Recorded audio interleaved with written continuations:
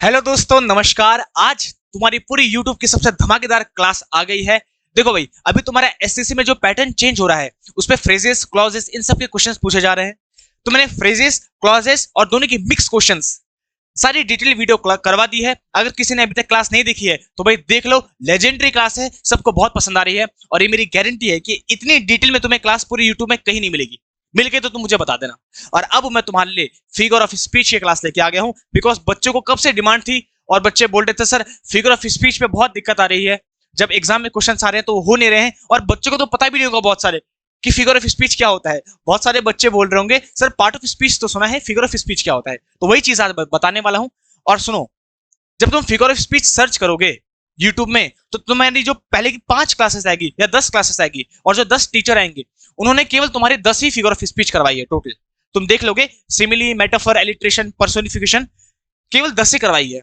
और इसलिए क्योंकि करवाई है क्योंकि एक तो यूट्यूब में कोई पूरा कोर्स देता नहीं है। दूसरी बात है, तुम कोई भी एग्जाम दो तो 80% जो क्वेश्चन होते हैं वो इन्हीं 10 में से आते हैं। लेकिन फिर भी अगर तुम एसएससी, बैंकिंग, सीडीएस, सीपीओ या कोई भी ऐसा एग्जाम दे रहे हो, एफ कैट हो गया या कोई टीचिंग का, TGT, PGT, D triple S B, तो उन एग्जाम्स में तुम्हें थोड़ा और डिटेल नॉलेज होने चाहिए फिगर ऑफ स्पीच की। केवल 10 से काम नहीं बनेगा, उनमें मे भी तुम्हें शायद हो सकता है 14 या 15 पढ़ना पड़े। तो जहां पे टीचर्स ने 10 करवाए हैं, इस क्लास पे मैं तुम्हें 20 करवाऊंगा, ठीक दूना। मतलब अगर तुम केवल 14-15 भी पढ़ो तो भी कम बन जाएगा, लेकिन अगर 20 पढ़ लोगे तो भाई तब तो ऐसा कोई एग्जाम ही नहीं है जहां पे छूट जाए तुम्हारा। और इतनी डिटेल में करवाऊंगा, मेरी गारंटी है कि इसके बाद तुम्हें कोई भी क्लास देखने की जरूरत नहीं पड़ेगी। मैं हमेशा बोलता हूं कि अगर मैं यूट्यूब में कोई क्लास लेके आऊंगा तो उसको फुल्ली फ्लेज्ड डिटेल वीडियो लेके आऊंगा और ऐसा समझाऊंगा जैसा किसी ने समझाया नहीं होगा। क्योंकि टीचर लोग केवल बताते हैं डेफिनेशन, ये होता है, ये होता है, और उसके बाद भी बच्चों को डाउट होता है कि सर मेटानोमी में क्या क्या है, सिनोनिम क्या है, इन दोनों में डाउट होता है सर, एलिट्रेशन और सर पैराडॉक्स, एसोनेंस, इन सब में डाउट होता है। ऐसी क्लास बताऊंगा कि मजा आ जाएगा। तो बताओ, क्या तुम सबके सब एक्साइटेड हो? अगर एक्साइटेड हो तो जल्दी से क्लास को लाइक करो, एक बार सबके सब लाइक करो और कमेंट पे दिल फेंक के मार दो कि सर मजा आ गया आज। तो आज हम पढ़ेंगे अच्छे से। तो देखो, फिगर ऑफ स्पीच होता क्या है, डेफिनेशन से स्टार्ट करते हैं, क्योंकि डेफिनेशन से अच्छे से समझ पे आता भी है कि भाई है क्या ये। और दूसरी बात है, बहुत लोगों के डिस्क्रिप्टिव पेपर भी आता है, तो सबको लेके चल रहा हूं ताकि जो भी है, कोई भी बच्चा हो, किसी भी तैयारी कर रहा हो, फिगर ऑफ स्पीच उसका क्लियर हो जाए, इस क्लास के बाद और कोई क्लास देखने की जरूरत ना पड़े। तो फिगर ऑफ स्पीच होता क्या है, देखो, अ फिगर ऑफ स्पीच, इसी को हम हिंदी में बोलते हैं अलंकार, as an expression that uses words to mean something different from their ordinary meaning to create an effect. Figure of speech कुछ ऐसे वर्ड्स होते हैं, कुछ ऐसे शब्द होते हैं जो कि हम वाक्य में इस्तेमाल करते हैं ताकि वाक्य की सुंदरता का और ज्यादा बढ़ा दिया जाए। इसलिए इनका नाम है अलंकार, इसलिए इनको हिंदी में बोलते हैं अलंकार। अलंकार मतलब होता है किसी चीज को अलंकृत करना, सजाना।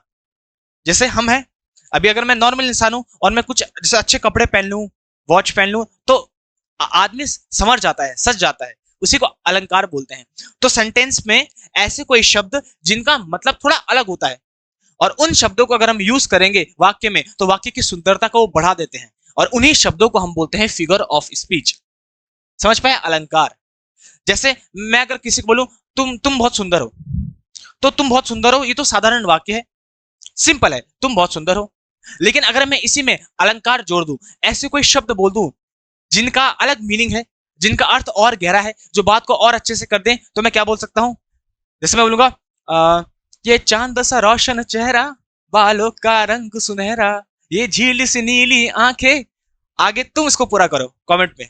तो जो मैंने ये शब्द इस्तेमाल किए, ये इन्हीं शब्दों को हम बोलते हैं अलंकार, इन्हीं शब्दों को फिगर ऑफ स्पीच, क्योंकि इन शब्दों ने बात की गहराई को और ज्यादा बढ़ा दिया और शब्द को, हमारे इस वाक्य को और ज्यादा अच्छा कर दिया। तो इसी को अलंकार बोलते हैं। ऐसे कोई शब्द जिनका गहरा मीनिंग हो, थोड़ा अलग मीनिंग हो, और अगर हम उनको सेंटेंस में यूज करें तो सेंटेंस की सुंदरता को, ब्यूटी को हम बढ़ा सकें, इनको अलंकार कहते हैं। अभी अलग अलग टाइप के होते हैं, देखो, it makes the sentence deeper and leave the reader with a sense of wonder. ये बात की गहराई को और ज्यादा बना देता है गहरा, और जो पढ़ने वाला होता है उसको एक चौंका देता है, अरे वाह कितने अच्छे शब्द हैं, ऐसा करता है। The figure of speech not only shows the writer intent but also his purpose in using such language. जो पढ़ रहा है या जो लिख रहा है, जो शब्दों को कह रहा है, उसके उद्देश्य को भी बताता है और उसके मंशा को भी ये वर्ड्स शो करते हैं। जैसे अगर मैं बोलूं ये चांद सा रोशन चेहरा, तो ये मेरी मंशा को बता रहे हैं कि मैं क्या कहना चाह रहा हूं, मैं तुम्हारी ब्यूटी को डिस्क्राइब कर रहा हूं। तो इन्हीं वर्ड्स को बोलते हैं फिगर ऑफ स्पीच। अभी कितने टाइप के होते हैं? मैं तुम्हें पूरे 20 करवाऊंगा। ये 20 टाइप के हैं। कौन कौन से? Simile, metaphor, personification, alliteration, hyperbole, onomatopoeia, paradox, oxymoron, ये सब के सब हम 20 पढ़ने वाले हैं। और इनमें से एग्जाम में जो नहीं आते हैं ज्यादा, एक तो सर्कमलोक्यूशन, एक अंडरस्टेट और एपिग्राम, ये ज्यादा एग्जाम में नहीं आते हैं। लिटोट्स ये भी नहीं आता है। बाकी जितने भी हैं तुम्हारे एग्जाम्स में वो पूछे ही जाते हैं। और ये चार हैं, ये चार इतने ज्यादा पूछे नहीं जाते हैं, लेकिन फिर भी अगर कोई भी एग्जाम देगा, मान लो टीचिंग का किसी का भी, तो उसमें आते हैं, तो तुमको बड़ा मजा आएगा। यूजीसी नेट हो गया कोई भी। अच्छा, ये करके सबको पढ़ते हैं। समझ पे आ गया? सबको समझ पाया कि पार्ट ऑफ स्पीच क्या होते हैं? कुछ ऐसे शब्द जिनकी अलग मीनिंग होती है और सेंटेंस पे वो सेंटेंस की ब्यूटी को बढ़ा देते हैं। अब पहले आता है सिमिली। इसे क्या पढ़ेंगे? सिमिली। ठीक है, सिमिली का मतलब ही है सिमिलर। सिमिली का क्या मतलब है? सिमिलर। तो जब हम दो चीजों को, याद रखना, दो चीजों को एक जैसा दिखाते हैं तो उसी को हम बोलते हैं सिमिली। जब हम कंपैरिजन करते हैं दो चीजों का जो अलग अलग है और उनको समान दिखाने की कोशिश करते हैं तो उसी को बोलते हैं सिमिली। अब तुमने दो तो पहले से पढ़े होंगे, एक होता है सिमिली, एक होता है मेटाफर। मैं दोनों को तुम्हें साथ लेके चलता हूं, दोनों को साथ समझाता हूं ताकि तुम्हें और अच्छा समझ पे आ जाए। देखो, एक होता है सिमिली और एक होता है मेटाफर। ये दोनों का मतलब सेम है, दोनों सेम है। दोनों में हम कंपैरिजन करते हैं, किसी एक को किसी दूसरे की तरह दिखाते हैं, किसी एक चीज को किसी दूसरे की तरह दिखाते हैं। दोनों सेम है बिल्कुल, लेकिन दोनों में जो एक डिफरेंस है वो ये है कि सिमिली में हम यूज करते हैं लाइक, एज या सो का। सो का बहुत कम यूज होता है, लेकिन लाइक और एज का बहुत ज्यादा यूज होता है। जैसे मैं एक एग्जांपल देता हूं, देखो मैं यहाँ पे दो एग्जांपल लिखता हूं और तुम्हें बहुत अच्छे से समझ पा जाएगा। मुझे एक पेज चाहिए होगा, ठीक है, मैं यहाँ पे लिखता हूं, देखो तुम्हें बहुत अच्छे से समझ पाएगा। मैंने लिख दिया, ही fought like a lion। देखो मैंने लिखा he fought like a lion। वो कैसे लड़ा? शेर के जैसा लड़ा। और अगर मैं बोलूंगा he is the lion of our group, वो हमारे ग्रुप का लॉयन है भाई। अब इन दोनों में बहुत डिफरेंस है। दोनों में डिफरेंस क्या है? तुम बोलोगे सर क्या डिफरेंस है? दोनों में एकमात्र डिफरेंस है कि इस पे हमने बोला कि वो शेर की तरह लड़ा, हमने ये नहीं बोला वो शेर है, हमने बोला वो शेर की तरह लड़ा। He fought like a lion, इसमें लाइक आ रहा है, तो लाइक आ रहा है, इसका मतलब ये सिमिली है। जिसमें भी तुम्हें लाइक, एज या सो दिख जाए वो हमारा सिमिली होता है। इस पे हम इनडायरेक्ट कंपैरिजन करते हैं। हम ये नहीं बोल रहे कोई शेर है, हम बोल रहे हैं वो लड़ा किसकी तरह? शेर की तरह लड़ा। और इस पे हम बोल रहे हैं वो शेर है, हम ये नहीं बोल रहे हैं वो हमारे ग्रुप में शेर की तरह है, हम बोल रहे हैं वो शेर है हमारे ग्रुप का। तो डायरेक्ट शेर बता रहे हैं, इसको डायरेक्ट कंपैरिजन कर रहे हैं, तो इसी को बोलेंगे मेटाफर। बस दोनों में ये डिफरेंस होता है। दोनों में हम कंपैरिजन ही करते हैं, किसी लिविंग थिंग का किसी और लिविंग थिंग के, या किसी लिविंग थिंग का किसी जानवर से, या किसी लिविंग थिंग का किसी नॉन लिविंग थिंग से। तो हम कंपैरिजन ही करते हैं, किसी एक को दूसरे की तरह दिखाते हैं। दोनों में सेम है, दोनों सेम ही है। बस जो सिमिली होता है उसमें लाइक और एज आता है, ये इनडायरेक्ट कंपैरिजन होता है। हम बोलते हैं इस पे वो शेर की तरह लड़ा। जैसे मैं बोलूंगा वो तो उसकी आंखें तो चील की तरह है, चील की तरह, चील नहीं है। और अगर मैं बोल दूंगा वो चील है भाई, तो तब वो हो जाएगा मेटाफर। वो लॉयन है, डायरेक्ट बोल रहे हैं वो लॉयन है, तो ये मेटाफर। और लॉयन की तरह है तो वो हो जाएगा सिमिली। समझ पाया? जो मेटाफर होता है वो डायरेक्ट कंपैरिजन होता है और सिमिली हमारा इनडायरेक्ट कंपैरिजन होता है। तुम इतना मान लो, जिस पे भी कंपैरिजन हो रहा है वो मेटाफर, और अगर उस कंपैरिजन में तुम्हें लाइक या एज दिख गया तो वो सिमिली हो जाएगा। बस इतना है। तो बोलोगे सर आप समझ पा गया। अब हमको समझ पा चुका है कि हमारा सिमिली और मेटाफर क्या होता है। दोनों में हम कंपैरिजन करते हैं, किसी एक चीज को किसी दूसरी चीज की तरह दिखाते हैं। बस डिफरेंस ये होता है कि एक में डायरेक्ट कंपैरिजन होता है कि वो शेर है, वो शेर है, ये हो गया मेटाफर। और वो शेर की तरह है, लाइक या एज, तो वो हो गया हमारा सिमिली। सिमिली की पहचान ये होती है उसमें लाइक और एज आता है या सो भी आता है। तुम बोलोगे हाँ सर ये समझ पा गया। अगर तुम्हें ये समझ पा गया है तो अब देखो तुम्हारे एग्जांपल्स लिखे हैं, एग्जांपल्स भी तुम्हें बड़े अच्छे तरीके से समझ पा जाएंगे। देखो जरा कैसे। कुछ एग्जांपल्स हैं। He is as blind as a bat without his spectacles. अपने चश्मों की तरह वो ऐसा अंधा है जैसे कि चमगादड़ होता है, कुछ नहीं दिखता उसको दिन में। देखो एज का इस्तेमाल क्या है, उस लड़के को हम किसकी तरह दिखा रहे हैं? चमगादड़ की तरह दिखा रहे हैं। और एज का इस्तेमाल क्या है? इसका मतलब ये सिमिली है। तो मुझे कहते सर ये तो बहुत ईजी है, सिमिलर दिखा रहे हैं। While all of us were panicking just before the declaration of the result, जैसे हमारा रिजल्ट आ रहा था हम सब के सब डरे हुए थे। He was as cool as a cucumber, वो कुकुम्बर के तरह कूल था। जैसे खीरा होता है तो बड़ा ही, चाहे कैसा भी मौसम हो, चाहे गर्मियों का टाइम हो तो भी वो हमेशा ठंडा रहता है, कूल रहता है, तो खीरे की तरह ही कूल था। तो उसका कंपैरिजन खीरे से कर रहे हैं और किसका यूज कर रहे हैं? एज का। तो इसका मतलब ये भी हमारा सिमिली है। जब इनडायरेक्ट कंपैरिजन होता है खीरे की तरह, हम ये नहीं बोल रहे वो खीरा है, ही इज अ कुकुम्बर, ये नहीं बोल रहे हैं हमारे, he is as cool as cucumber, तो खीरे की तरह वो कूल था। तो हम इनडायरेक्ट कंपैरिजन कर रहे हैं और एज और लाइक आ रहा है। While fighting the war the soldier was as brave as a lion, भाई वॉर के दौरान जो सोल्जर था, सैनिक था, वो शेर के जैसा ब्रेव था। तो शेर नहीं था, वो शेर के जैसा ब्रेव था। तो किसी के जैसा दिखा रहे हैं, इनडायरेक्ट कंपैरिजन कर रहे हैं। और तुम बोलोगे हाँ सर अब तो आगे हैं, he is cunning like a fox, fox के तरह वो चालाक है। तो लाइक आया है यहाँ पे, जहां पे लाइक और एज आता है या सो आता है वो हमारा सिमिली होता है। और इसी के लिए तुम्हारे लिए यहाँ देखो, यहाँ पे बहुत सारे एग्जांपल्स भी लिखे हैं, आराम से इसको पढ़ना। He eats like a pig, वो सुअर के तरह खाता है, तो लाइक आया है। तो लाइक और एज देखो, ही चैटर्स लाइक अ मंकी, तो लाइक और एज यहाँ पे आया है। और बहुत सारे एग्जांपल्स भी तुम्हारे लिए लिखे हैं ताकि तुम आराम से इसको देखते रहो। सही है, तुम बोलोगे हाँ सर समझ पा गया। और मेटाफर भी सेम है, मेटाफर पे भी हम कंपैरिजन नहीं करते हैं लेकिन डायरेक्ट कंपैरिजन करते हैं। जैसे ये हमारी क्लास का महात्मा गांधी है, तो डायरेक्ट कंपैरिजन वो महात्मा गांधी है। लेकिन अगर मैं बोल दूं ये हमारी क्लास में ऐसा बच्चा है जैसा कि महात्मा गांधी, तो अब मैंने उस पर इनडायरेक्ट कंपैरिजन कर दिया, तो वो हो गया सिमिली। तो देखो इजी है, the mind is an ocean, mind ocean है। देखो माइंड का कंपैरिजन किससे कर रहे हैं? ओशन से।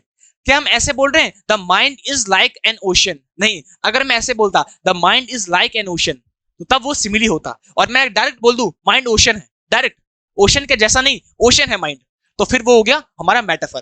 तुम बोलोगे अरे सर ये तो बहुत ईजी है, आज तक तो पता नहीं टीचर्स कैसे करवाते थे, आज तुमको समझ पा गया। The city is a jungle, city जंगल है, तो सिटी का कंपैरिजन किससे कर रहे हैं? जंगल से। और ये बोल रहे हैं कि सिटी जंगल है, जंगल के जैसा नहीं है, सिटी जंगल है, तो डायरेक्ट कंपैरिजन हो रहा है, इसका मतलब वो हमारा मेटाफर है। तुम बोलोगे अरे वाह सर समझ पा गया। Ocean sound is music to my ear, अब ओशन के साउंड को हम बोल रहे हैं ओशन की साउंड कैसी है? म्यूजिक है, तो ओशन के साउंड को म्यूजिक बता रहे हैं। किसी एक चीज को दूसरे के साथ कंपैरिजन करें, दूसरा बता रहे हैं, इसका मतलब मेटाफर है। He is a night owl, तो उल्लू है वो रात का उल्लू है। तो देखो जैसे उल्लू उठा रहता है रात को, वैसे वो भी जगह रहता है रात को, तो उसे उल्लू बता रहे हैं। लेकिन अगर मैं इसको ऐसे बोलता he is like a night owl, तो तब वो हमारा सिमिली हो जाता। You are my shining star, तो देखो तुम्हारा कंपैरिजन में कर रहा हूं शाइनिंग स्टार से, कि तुम मेरे शाइनिंग स्टार हो। सही बात है, तुम सब हो ही मेरे। The athlete is a machine, तो वो जो एथलीट है वो मशीन है, तो एथलीट का कंपैरिजन मशीन से कर रहे हैं। और this lake is a pure peace, ये जो लेक है भैया वो पूरी की पूरी शांति है, तो लेक को शांति बता रहे हैं। जैसे बहुत सारी लेक्स होती है जो बिल्कुल स्थिर होती है, तो उसको देख के शांति मिलती है। तो देखो किसी एक चीज को दूसरे के तरह बता रहे हैं और उस पर एज और लाइक नहीं यूज हुआ है, डायरेक्ट कंपैरिजन है तो मेटाफर। और अगर लाइक और एज यूज हुआ है या सो यूज हुआ है तो इनडायरेक्ट कंपैरिजन है, और वो है हमारा सिमिली। तुम बोलोगे हाँ सर समझ पा गया, ये दोनों तो बिल्कुल फर्स्ट क्लास समझ पा गए हैं। और अब आता है हमारा पर्सोनिफिकेशन। देखो पर्सोनिफिकेशन बना है पर्सोनिफाई, पर्सोनिफाई का मतलब होता है मानवीकरण करना। मानवीकरण करना मतलब जब किसी नॉन लिविंग थिंग को हम किसी लिविंग थिंग की तरह बताते हैं तो उसी को बोलते हैं पर्सोनिफिकेशन। भाई हम उसको मानव बना दे रहे हैं। जब किसी नॉन लिविंग थिंग को जो जीवित ना हो उसको सजीव चीज की तरह दिखाएं तो उसी को हम पर्सोनिफिकेशन कहते हैं, मानवीकरण बोलते हैं। मतलब कोई नॉन लिविंग थिंग है, जिंदा नहीं है वो, लेकिन उसको मानव बना रहे हैं, मानव की तरह दिखा रहे हैं, तो उसी को पर्सोनिफिकेशन बोलते हैं। और ये सबसे इजी है, इसमें किसी को भी कभी डाउट नहीं होता है। देखो एग्जांपल देता हूं, the flowers talked to them in the garden, फूलों ने उससे बात की गार्डन में, बगीचे में फूलों ने उससे बात की। तो फूल कभी बात कर सकते हैं? तुम बोलोगे नहीं सर फूल तो नॉन लिविंग थिंग्स होते हैं। लेकिन अभी हम फूलों को कैसे दिखा रहे हैं? लिविंग थिंग की तरह दिखा रहे हैं कि फूलों ने उससे बात की। तो जब नॉन लिविंग को लिविंग की तरह दिखाते हैं, उनका मानवीकरण करते हैं, तो उसी को पर्सोनिफिकेशन बोलते हैं। अब तुम बोलोगे सर जब नॉन लिविंग थिंग था तो उसको लिविंग थिंग बनाने की जरूरत क्यों पड़ी?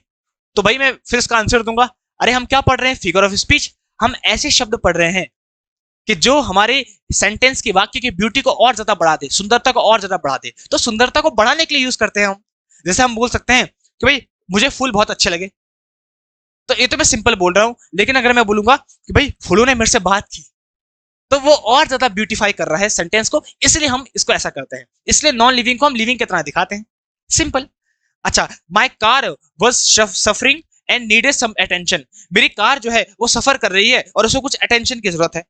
मतलब मेरी कार खराब हो गई, उसे दिखाने की जरूरत है। मैं ऐसे भी तो बोल सकता हूँ भाई मेरी कार आजकल थोड़ा खराब हो गई है, थोड़ा उसको कुछ चेक वगैरह करवाना पड़ेगा। लेकिन मैंने ऐसा नहीं बोला, मैंने उसको सजीव करके बोल दिया कि मेरी जो कार है, जैसे मेरी वाइफ हो, सफरिंग कर रही है, उसको थोड़ा अटेंशन की जरूरत है, तो उसको जिंदा की तरह दिखा दिया, जिंदा इंसान की तरह, तो इसी को हम पर्सोनिफिकेशन बोलते हैं। अगेन ऐसा क्यों कर रहे हैं? सेंटेंस की ब्यूटी को बढ़ाने के लिए कर रहे हैं। अब तुम बोलोगे सर ये पढ़ना जरूरी है, अरे भाई इससे जरूरी लाइफ में कुछ है नहीं।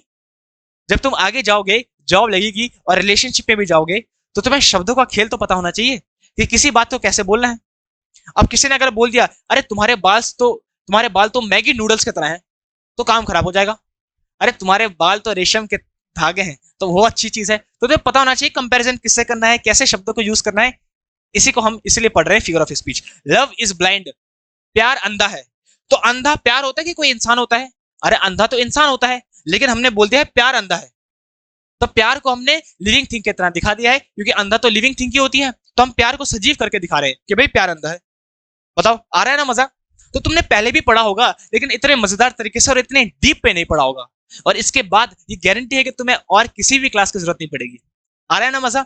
अब कुछ एग्जांपल्स और हैं, 2-3 तुम्हें करवा देता हूं, बाकी तुम आराम से इसको बाद में देखते रहना। पूरी की पूरी पीडीएफ मैं तुम्हें टेलीग्राम में दे दूंगा, कोई टेंशन की बात नहीं है। देखो, the sun smiled down on us, भाई सूरज हमको देख के हंसा।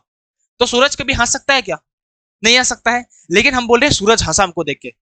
इसका मतलब है हम सूरज को मानवीकरण कर रहे हैं, उसको असली इंसान की तरह दिखा रहे हैं। अब तुम बोलोगे सर सूरज हमको देख के हंसा, इसका मतलब क्या है?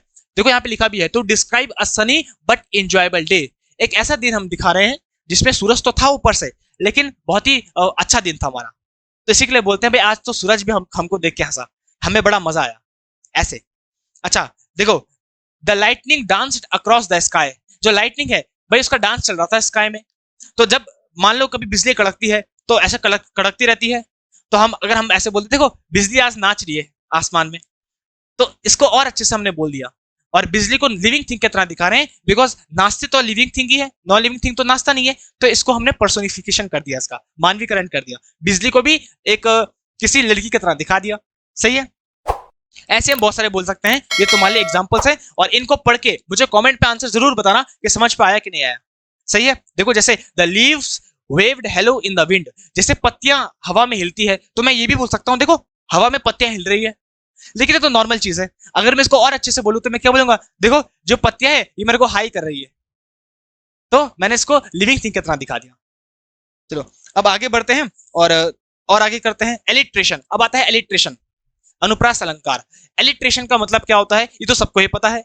देखो हमारे दो साउंड होती है, एक होती है कॉन्सोनेंट की साउंड और एक होती है हमारी वाउल की साउंड। दो साउंड्स होती है, वाउल साउंड और कॉन्सोनेंट साउंड। वैसे तो मैंने तुम्हें आर्टिकल्स चैप्टर में बिल्कुल डिटेल में बताया है और बच्चों को पता भी होगा, लेकिन अगर किसी को नहीं पता है तो उसको बता दूं, जो वाउल साउंड होती है वो होती है जो आ ई उ ऊ ए आई ओ औ अंग अह, इनसे जो स्टार्ट होते हैं जो शब्द, उनको बोलते हैं वाउल साउंड। और जो का खा गा घा अक्षर ज्ञा इनसे स्टार्ट होते हैं उनको बोलते हैं कॉन्सोनेंट साउंड। जब कॉन्सोनेंट साउंड बार बार रिपीट होती है तो उसी को हम एलिट्रेशन बोलते हैं। चंदू के चाचा ने चंदू के चाचे को चांदनी चौक में चांदनी रात में चांदनी चम्मच से चटनी चटाई, ऐसा जो हम वर्ड बोलते हैं, देखो तो चा चा की साउंड बार बार रिपीट हो रही है, कॉन्सोनेंट साउंड बार बार रिपीट हो रही है, तो उसी को हम बोलते हैं एलिट्रेशन। और एग्जांपल भी है, देखो the wind swayed softly and smoothly, तो स्वेड सॉफ्टली तो सा सा की साउंड रिपीट हो रही है। Betty bought a bit of butter, but the butter was very bitter. So Betty bought some better butter to make the bitter butter better. तो देखो बा बा की साउंड बार बार रिपीट हो रही है, कॉन्सोनेंट की साउंड बार बार रिपीट हो रही है, तो उसी को हम एलिट्रेशन कहते हैं। जब हमारे कॉन्सोनेंट जिसको हम व्यंजन कहते हैं उसकी साउंड बार बार रिपीट होती है, का खा गा घा इनसे बार बार रिपीट होती है साउंड, तो इसी को एलिट्रेशन कहते हैं। और जब वाउल की साउंड बार बार रिपीट होती है तो उसको हम एजोनेंस कहते हैं। लिख भी रहा हूं, जब वाउल की साउंड बार बार रिपीट होती है तो उसी को हम एजोनेंस कहते हैं। बस ये है, समझ में आ गया? जब कॉन्सोनेंट की साउंड बार बार रिपीट हो, का चाचा मामा, तो उसको एलिट्रेशन। और जब वाउल की साउंड बार बार रिपीट हो, वाउल वो होते हैं जो वर्ड आ ई इनसे स्टार्ट होते हैं, तो जब आ जैसे आम का, जैसे मैं ऐसे कुछ बोलूं तो वो हमारा एजोनेंस हो जाते हैं कि आम लड़का आम खाता है, आम का अचार, ऐसे जब आ की साउंड बार बार रिपीट हो तो उसको एजोनेंस बोलेंगे। देखो दोनों चीजें समझा चुके हैं और तुम्हारे दोनों एग्जाम्स में आते हैं। एजोनेंस तुम्हारे जो डीपर एग्जाम्स होते हैं उनमें आता है और एसटीसी में तुम्हारा एलिट्रेशन ही आता है। देखो सही है? आगे बढ़ते हैं अब। जैसे यहाँ पे भी एक और एग्जाम्पल बताता हूँ, शी सेल्स ऑन द सी शोर, तो सा सा की साउंड बार बार रिपीट हो रही है, तो हमारा एलिट्रेशन है, बिकॉज कॉन्सोनेंट साउंड रिपीट हो रही है बार बार। और जब वाउल हो तो एसोनेंस उसको बोलते हैं। अब हाइपरबली, तो हाइपर मतलब क्या होता है, जो कोई अत्यधिक हो, ज्यादा हो जाए। जैसे हम बोलते हैं अरे भाई तू इतना गुस्सा क्यों आ रहा है, तुझे इतना हाइपर क्यों हो रहा है, मतलब एक्स्ट्रा। तो जब किसी बात को हम एग्जैजरेट करके बोले, मतलब बढ़ा चढ़ा के बोले, तो उसी को हम बोलते हैं हाइपरबली। एक मिनट रुको, चलो ठीक है आगे बढ़ते हैं। हाइपरबली जब किसी बात को बढ़ा चढ़ा के बोलते हैं। देखो जैसे एग्जांपल है, if I don't eat soon I am going to die of hunger. अगर मैंने जल्दी कुछ नहीं खाया ना तो मैं तो भूख के कारण मर जाऊंगा। तो हम डायरेक्ट भी तो बोल सकते हैं भाई भूख लगी है, लेकिन यार मैं तो मर जाऊंगा भूख के कारण। तो हम बात को बढ़ा चढ़ा के बोलते हैं, बढ़ा चढ़ा के, तो उसको बोलते हैं हाइपरबली। देखो my brother said that he had a million things to do when he was actually sitting idly. Idly मतलब होता है आलस पे बैठना। तो हम ऐसे भी तो बोल सकते हैं कि भाई इसको 2-3 काम है, लेकिन हम ऐसे बोलेंगे अरे भाई मुझे तो लाखों काम है यार, हजारों काम है मेरे पे पड़े हैं। तो इसका मतलब ये कैसा है, ये हमारा हाइपरबली है। मतलब हम किसी बात को और ज्यादा बढ़ा चढ़ा के बोल रहे हैं। हम ये भी तो बोल सकते हैं भाई मेरे पास 2-3 काम है, हजारों काम तो किसी पे होते नहीं है, मिलियन काम तो किसी पे होते नहीं है। लेकिन अगर हम ऐसे बोले यार मेरे को तो मिलियन काम से, मेरे पे मिलियंस काम है, तो इसका मतलब हम बढ़ा चढ़ा के बोल रहे हैं।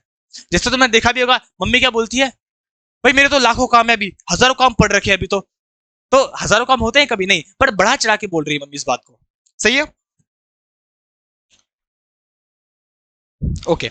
Next, I have been waiting a billion years for this. भाई मैंने इसके लिए लाखों करोड़ों साल इंतजार किया है। तो अगर मैं सिंपल बोल दूं भाई मैंने बहुत देर से इसका इंतजार किया है, तो नॉर्मल वर्ड। लेकिन उसको बढ़ा चढ़ा के बोल दूं भाई मैंने तो करोड़ों साल इंतजार किया इसका, तो बढ़ा चढ़ा के बोल रहे हैं, इसी को बोलेंगे हाइपरबली। बढ़ा चढ़ा के बोल रहे हो तुम, हाइपरबली, बढ़ा चढ़ा के बोल रहे हो। I am so hungry I could eat a horse. मैं इतना भूखा हूं कि मैं पूरे का पूरा घोड़ा खा जाऊं एक। तो घोड़ा कोई खा थोड़ा सकता है, इतना बड़ा होता है वो, इंसान से भी बड़ा होता है। लेकिन तुम दिखा रहे हो कि मैं इतना भूखा हूं कि बस मुझे कुछ भी दे दो खा लूंगा मैं। तो बढ़ा चढ़ा के जब तुम किसी बात को बोलते हो, you are the king of the kitchen. तुम ये भी तो बोल सकते हो भाई अच्छा खाना बनाता है यार, you are good at cooking, इतना बोल दो। लेकिन तुम बढ़ा चढ़ा के भाई तुम तो किंग हो किचन के, बढ़ा चढ़ा के बोल दिया तुमने तो। हाँ हाँ हाँ, you are the queen of my kitchen. जैसे अगर तुम्हारी वाइफ होगी, देखो ये चीजें बाद में काम आएगी। जब वाइफ होगी तो तुम ये नहीं बोलना उसको यार तू तो बहुत अच्छा खाना बनाती है, ये नहीं, क्या बोलोगे, you are the queen of my kitchen. तुम तो मेरे किचन की रानी हो, मेरे दिल की रानी हो, तो ऐसा बोलोगे। हाइपरबली देखो लड़कियों को नॉर्मल पसंद नहीं है, लड़कियों को पसंद है हाइपरबली, बढ़ा चढ़ा के बोलना। तो ऐसे तुम्हें जब बोलोगे तो तब तुम्हें फायदा मिलेगा, तब तुम सुखी रहोगे रिलेशनशिप में। वरना फिर बोलोगे अरे सर ऐसे चल रहा है आजकल। तो हाइपरबली क्या होता है, जब कोई चीज नॉर्मल हो उसको तुम बढ़ा चढ़ा के बोल दो, तो उसी को हाइपरबली कहते हैं। सही बात है। चलो अब आता है ओनोमोटोपोइया। ओनोमोटोपोइया जैसे इसके साउंड बड़ी अजीब है, ओनोमोटोपोइया इसकी साउंड बड़ी अजीब है। तो ये ऐसा ही वर्ड है जो साउंड पे हमको बताता है। देखो इसका अर्थ में, इसका देखो इसका अर्थ ही इस पे छुपा है इसके नाम पे, ओनोमोटोपोइया। इसका जो नेम है, साउंड है, वो बड़ा अजीब है, अजीब साउंड कर रहा है। तो ओनोमोटोपोइया वही वर्ड्स होते हैं जो साउंड को डिस्क्राइब करते हैं। जैसे मैं बोलूंगा डॉग्स गोज वूफ, तो डॉग की आवाज कैसे होती है, वूफ। डॉग कैसे आवाज निकालते हैं, वूफ। जैसे हम भाऊ करते हैं, हिंदी में भाऊ करते हैं, इंग्लिश में वूफ बोलते हैं। तो ये जो साउंड है वूफ, इसी साउंड को हम ओनोमोटोपोइया बोलते हैं। मतलब ऐसे शब्द जो किसी की भी साउंड को बताएं, उन्हीं वर्ड्स को हम ओनोमोटोपोइया बोलते हैं। जैसे गाय कैसे करती है, मोह मोह करते है गाय, तो जो मोह साउंड है उसी को हम ओनोमोटोपोइया बोलेंगे। समझ पा गया ओनोमोटोपोइया क्या है, जो किसी भी जानवर की, किसी भी इंसान की या किसी भी चीज की साउंड को बताते हैं, साउंड को बताने वाले वर्ड, उन्हीं को हम ओनोमोटोपोइया कहते हैं। जैसे फ्रॉग कैसा आवाज करता है, क्रॉक क्रॉक। तुमने देखा होगा बारिश के टाइम में फ्रॉग कैसे आवाज करता है, क्रॉक क्रॉक कृक कृक ऐसे करता है। तो उसी को बोलते हैं क्रॉक, जो आवाज है, जो आवाज बता रहा है वर्ड, उसी वर्ड को बोलेंगे ओनोमोटोपोइया, जो आवाज बताता है। जैसे चिड़िया सुबह सुबह ट्वीट ट्वीट करती है, ट्वीट ट्वीट, तो इंग्लिश में ऐसे बोलते हैं इसको, ट्वीट। तो ऐसे आवाज करती है, तो जो ये वर्ड बता रहा है, जो वर्ड आवाज बता रहा है, उसी वर्ड को हम ओनोमोटोपोइया कहेंगे। तो ओनोमोटोपोइया कैसे हैं, वो वर्ड्स हैं जो डिस्क्राइब करते हैं किसी भी चीज के साउंड को, words that describe the sound of any animal और any human being. Cat goes meow, cat कैसे करती है, म्याऊ। तो हम बच्चे को भी बोलते हैं देखो बिल्ली आ गई, देखो कैसे साउंड करी है, म्याऊ। तो जो म्याऊ है, ये जो वर्ड है जो साउंड बता रहा है किसी को भी, वो उसको बोलते हैं ओनोमोटोपोइया। तो ये तो बहुत इजी है, साउंड बताया जो, जैसे बस की साउंड हो गई, जिप की साउंड हो गई, म्याऊ की साउंड हो गई, चिर्प की साउंड हो गई, जैसे हमारी चिड़िया करती है, तो ये सारी के सारे साउंड्स, इन्हीं को बोलते हैं ओनोमोटोपिया, मतलब वो वर्ड्स जो किसी भी चीज की साउंड को बताए। बहुत इजी है। अब आता है पैराडॉक्स। तो पैराडॉक्स का मतलब ये होता है जो विरोधाभासी बातें हो। पैराडॉक्स का मतलब ये होता है जो विरोधाभासी बातें हो। पैराडॉक्सिकल टॉक हम बोलते हैं भाई कैसे बातें कर रहा है, बिल्कुल विरोधाभासी, मतलब अगर एक सच है तो दूसरे कंप्लीटली उसके अपोजिट है। तो अपोजिट बातें, देखो मैं लिख भी ले रहा हूं, अपोजिट स्टेटमेंट्स। पैराडॉक्स क्या होता है? Opposite statements. ऐसे दो कथन जो अपोजिट हों उन्हीं को बोलते हैं पैराडॉक्स। और ऐसे जो कथन, देखो ध्यान सुनना, बच्चों को हमेशा कंफ्यूजन होता है एक तो पैराडॉक्स में, एक ऑक्सीमोरन में। दोनों में मैं तुम्हें डिफरेंस बता रहा हूं आज। देखो इसके बाद तुम्हारा आएगा ऑक्सीमोरन। लोगों को ऑक्सीमोरन और पैराडॉक्स में हमेशा कंफ्यूजन होती है। और अभी देखो मैं तुम्हें 1 मिनट में करवाता हूं और उसके बाद बताना क्या कंफ्यूजन है। अरे गधे हैं वो जिनको कंफ्यूजन होती है, कभी नहीं होती कंफ्यूजन अगर तुम अतुल सर से पढ़ोगे। देखो भाई, जहां पे तुम्हें दो अपोजिट स्टेटमेंट दिखें वो पैराडॉक्स, और जहां पे तुम्हें दो अपोजिट वर्ड दिखें, शब्द दिखें, वो हमारा ऑक्सीमोरन। बस दोनों में ये डिफरेंस है। ऑक्सीमोरन क्या क्या होता है देखो जरा, जिसपे दो अपोजिट तुम्हें वर्ड दिखे, जैसे स्वीट सॉरो, अच्छा दुख। तो मीठा दुख कैसे? अपोजिट अपोजिट वर्ड है दोनों के दोनों, मीठा अपोजिट है और दुख उसका अपोजिट है। It was an open secret, देखो ओपन सीक्रेट, तो दो स्टेटमेंट अलग नहीं है, दो शब्द अलग है, बिल्कुल अपोजिट है। देखो ओपन सीक्रेट, तो सीक्रेट तो वो होता है जो छुपा हुआ हो, और ओपन वो होता है जो खुला हुआ हो। तो अगर मैं बोलूंगा ओपन सीक्रेट, तो ये दोनों के दोनों वर्ड जो हैं आपस में विरोधाभासी हैं, अलग अलग हैं। तो इसको बोलते हैं ऑक्सीमोरन, जिसमें दो अलग अलग वर्ड्स होते हैं, अपोजिट वर्ड्स। और जो पैराडॉक्स होता है उसमें अलग अलग स्टेटमेंट होते हैं, जैसे some of the biggest failures I ever had was success. देखो एक तो ये हो गया और एक ये हो गया कि मेरी जो सबसे बड़ी फेलियर्स हैं वो मेरी सक्सेस है। तो तुम बोलोगे अरे ये तो दोनों अपोजिट विरोधाभासी बातें हैं। विरोधाभास है, विरोधाभास मतलब जो क्लैश करे आपस में। जैसे कि मैं बोलूंगा मैं तुमसे बहुत प्यार करता हूं लेकिन तुमसे प्यार नहीं करता, तो तुम बोलोगे अरे तुमसे प्यार करता हूं लेकिन तुमसे प्यार नहीं करता, ये अजीब बातें हैं, दो विरोधाभासी बातें हैं। मैं बोलूंगा भाई अंधेरा तो बहुत है, पूरे आसमान में अंधेरा है लेकिन सुबह नहीं हो रही है, तो तुम बोलोगे अंधेरा भी है सुबह नहीं हो रही है, अपोजिट बातें हैं भाई। तो जो अपोजिट बातें होती है, एक दूसरे की परस्पर विरोधी बातें होती है, उन्हीं को बोलते हैं पैराडॉक्स, विरोधाभासी बातें, पैराडॉक्स। और जो दो स्टेटमेंट विरोधाभासी हो वो पैराडॉक्स, और जो दो शब्द विरोधाभासी हो, शब्द, उनको बोलते हैं ऑक्सीमोरन। समझ पाया? यहाँ पे देखो स्टेटमेंट नहीं है, दो शब्द हैं, केवल दो शब्द। तो जहां पे शब्द हो वहां पे ऑक्सीमोरन, और जहां पे दो स्टेटमेंट अपोजिट हो वहां पे पैराडॉक्स। कि भाई जो मेरी सबसे बड़ी फेलियर्स थी वो थी मेरी सक्सेस। तो तुम बोलोगे फेलियर सबसे बड़ी थी, वो सक्सेस कैसे हो सकती है? भाई फेलियर तो अलग है, सक्सेस तो अलग है, दोनों बातें आपस में क्लैश कर रही है। जैसे someday you will be old enough to start reading fairy tales again, कि एक टाइम आएगा जब तुम इतने बूढ़े हो जाओगे कि तुम फिर से फेरी टेल्स पढ़ना स्टार्ट करो। तो फेरी टेल तो छोटा बच्चा पढ़ता है और तुम बोल रहे हो तुम बूढ़े हो जाओगे, तो बूढ़े हो जाओगे और फेरी टेल्स पढ़ोगे, दोनों अपोजिट बातें हैं। अरे भाई बूढ़ा इंसान फेरी टेल्स थोड़े पढ़ता है, फेरी टेल्स तो छोटा बच्चा पढ़ता है, और तुम बोल रहे हो जब तुम बूढ़े हो जाओगे तब जाके तुम फेरी टेल्स पढ़ोगे। तो ये क्या बात है? दोनों के दोनों विरोधाभासी बातें हैं, लेकिन दो शब्द हैं कि दो स्टेटमेंट्स हैं। तुम बोलोगे सर दो स्टेटमेंट्स विरोधाभासी हैं, तो इसको बोलते हैं पैराडॉक्स। और जहां पे दो शब्द विरोधाभासी हो उनको बोलते हैं ऑक्सीमोरन। सही है? नेक्स्ट देखो, you have to have money to make money. तुम पे रुपए होने चाहिए, किसके लिए? रुपए कमाने के लिए। अब तुम बोलोगे हैं सर तुम पे रुपए होने चाहिए रुपए कमाने के लिए। अरे अगर रुपए होंगे तो फिर रुपए कमाने की जरूरत ही क्या है? तो दोनों के दोनों बातें विरोधाभासी हैं। और अगर रुपए हमारे पास होते ही तो फिर रुपए क्यों कमाते? तो दोनों की दोनों बातें विरोधाभासी हैं, लेकिन दो शब्द विरोधाभासी नहीं है, दो बातें विरोधाभासी हैं, दो बातें हैं, दो स्टेटमेंट्स हैं, दो स्टेटमेंट्स हैं। तो ये हमारा हो गया पैराडॉक्स। लेकिन ऑक्सीमोरन क्या होता है? बार बार बता रहा हूं, जैसे वर्किंग हॉलीडे, देखो दो शब्द अपोजिट हैं, विरोधाभासी हैं। हॉलीडे मतलब छुट्टी, वर्किंग मतलब काम करना, तो वर्किंग हॉलीडे क्या क्या हुआ? तो दो शब्द अपोजिट है, ऑक्सीमोरन।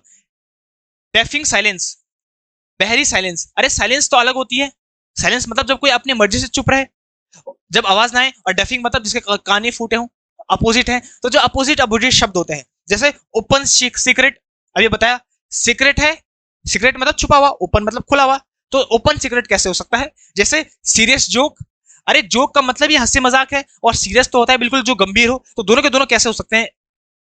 ओरिजिनल कॉपी, अरे कॉपी तो किसी चीज की कॉपी, नकल, और ओरिजिनल मतलब जो असली हो, तो ओरिजिनल कॉपी है, हम बोलते भी तो हैं, ये सब तो हम यूज करते हैं, अरे ओरिजिनल कॉपी है तो देखो अब अजीब है।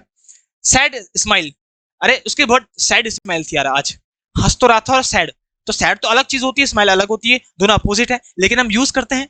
तो कभी कभी हम गलत तरीके से यूज करते हैं, लेकिन कभी कभी जब शब्द में जोर देना हो, किसी बात को और अच्छे से बताना हो, फिगर ऑफ स्पीच, तो तब हम इन शब्दों का यूज करते हैं। तो वो शब्द जो अपोजिट हैं, दो शब्द, उनको बोलते हैं ऑक्सीमोरन। और जब दो स्टेटमेंट अलग अलग होते हैं, विरोधाभासी बातें होती है, तो उनको बोलते हैं पैराडॉक्स। देखो, if I know one thing it's that I know nothing. अगर मैं एक चीज जानता हूं तो मैं कुछ नहीं जानता हूं। तुम बोलोगे जब एक चीज जानता है तो फिर कुछ नहीं जानता है, ऐसा कैसा बोल सकता है? एक चीज तो जानता है ना, तो दोनों के दोनों विरोधाभासी बातें हैं।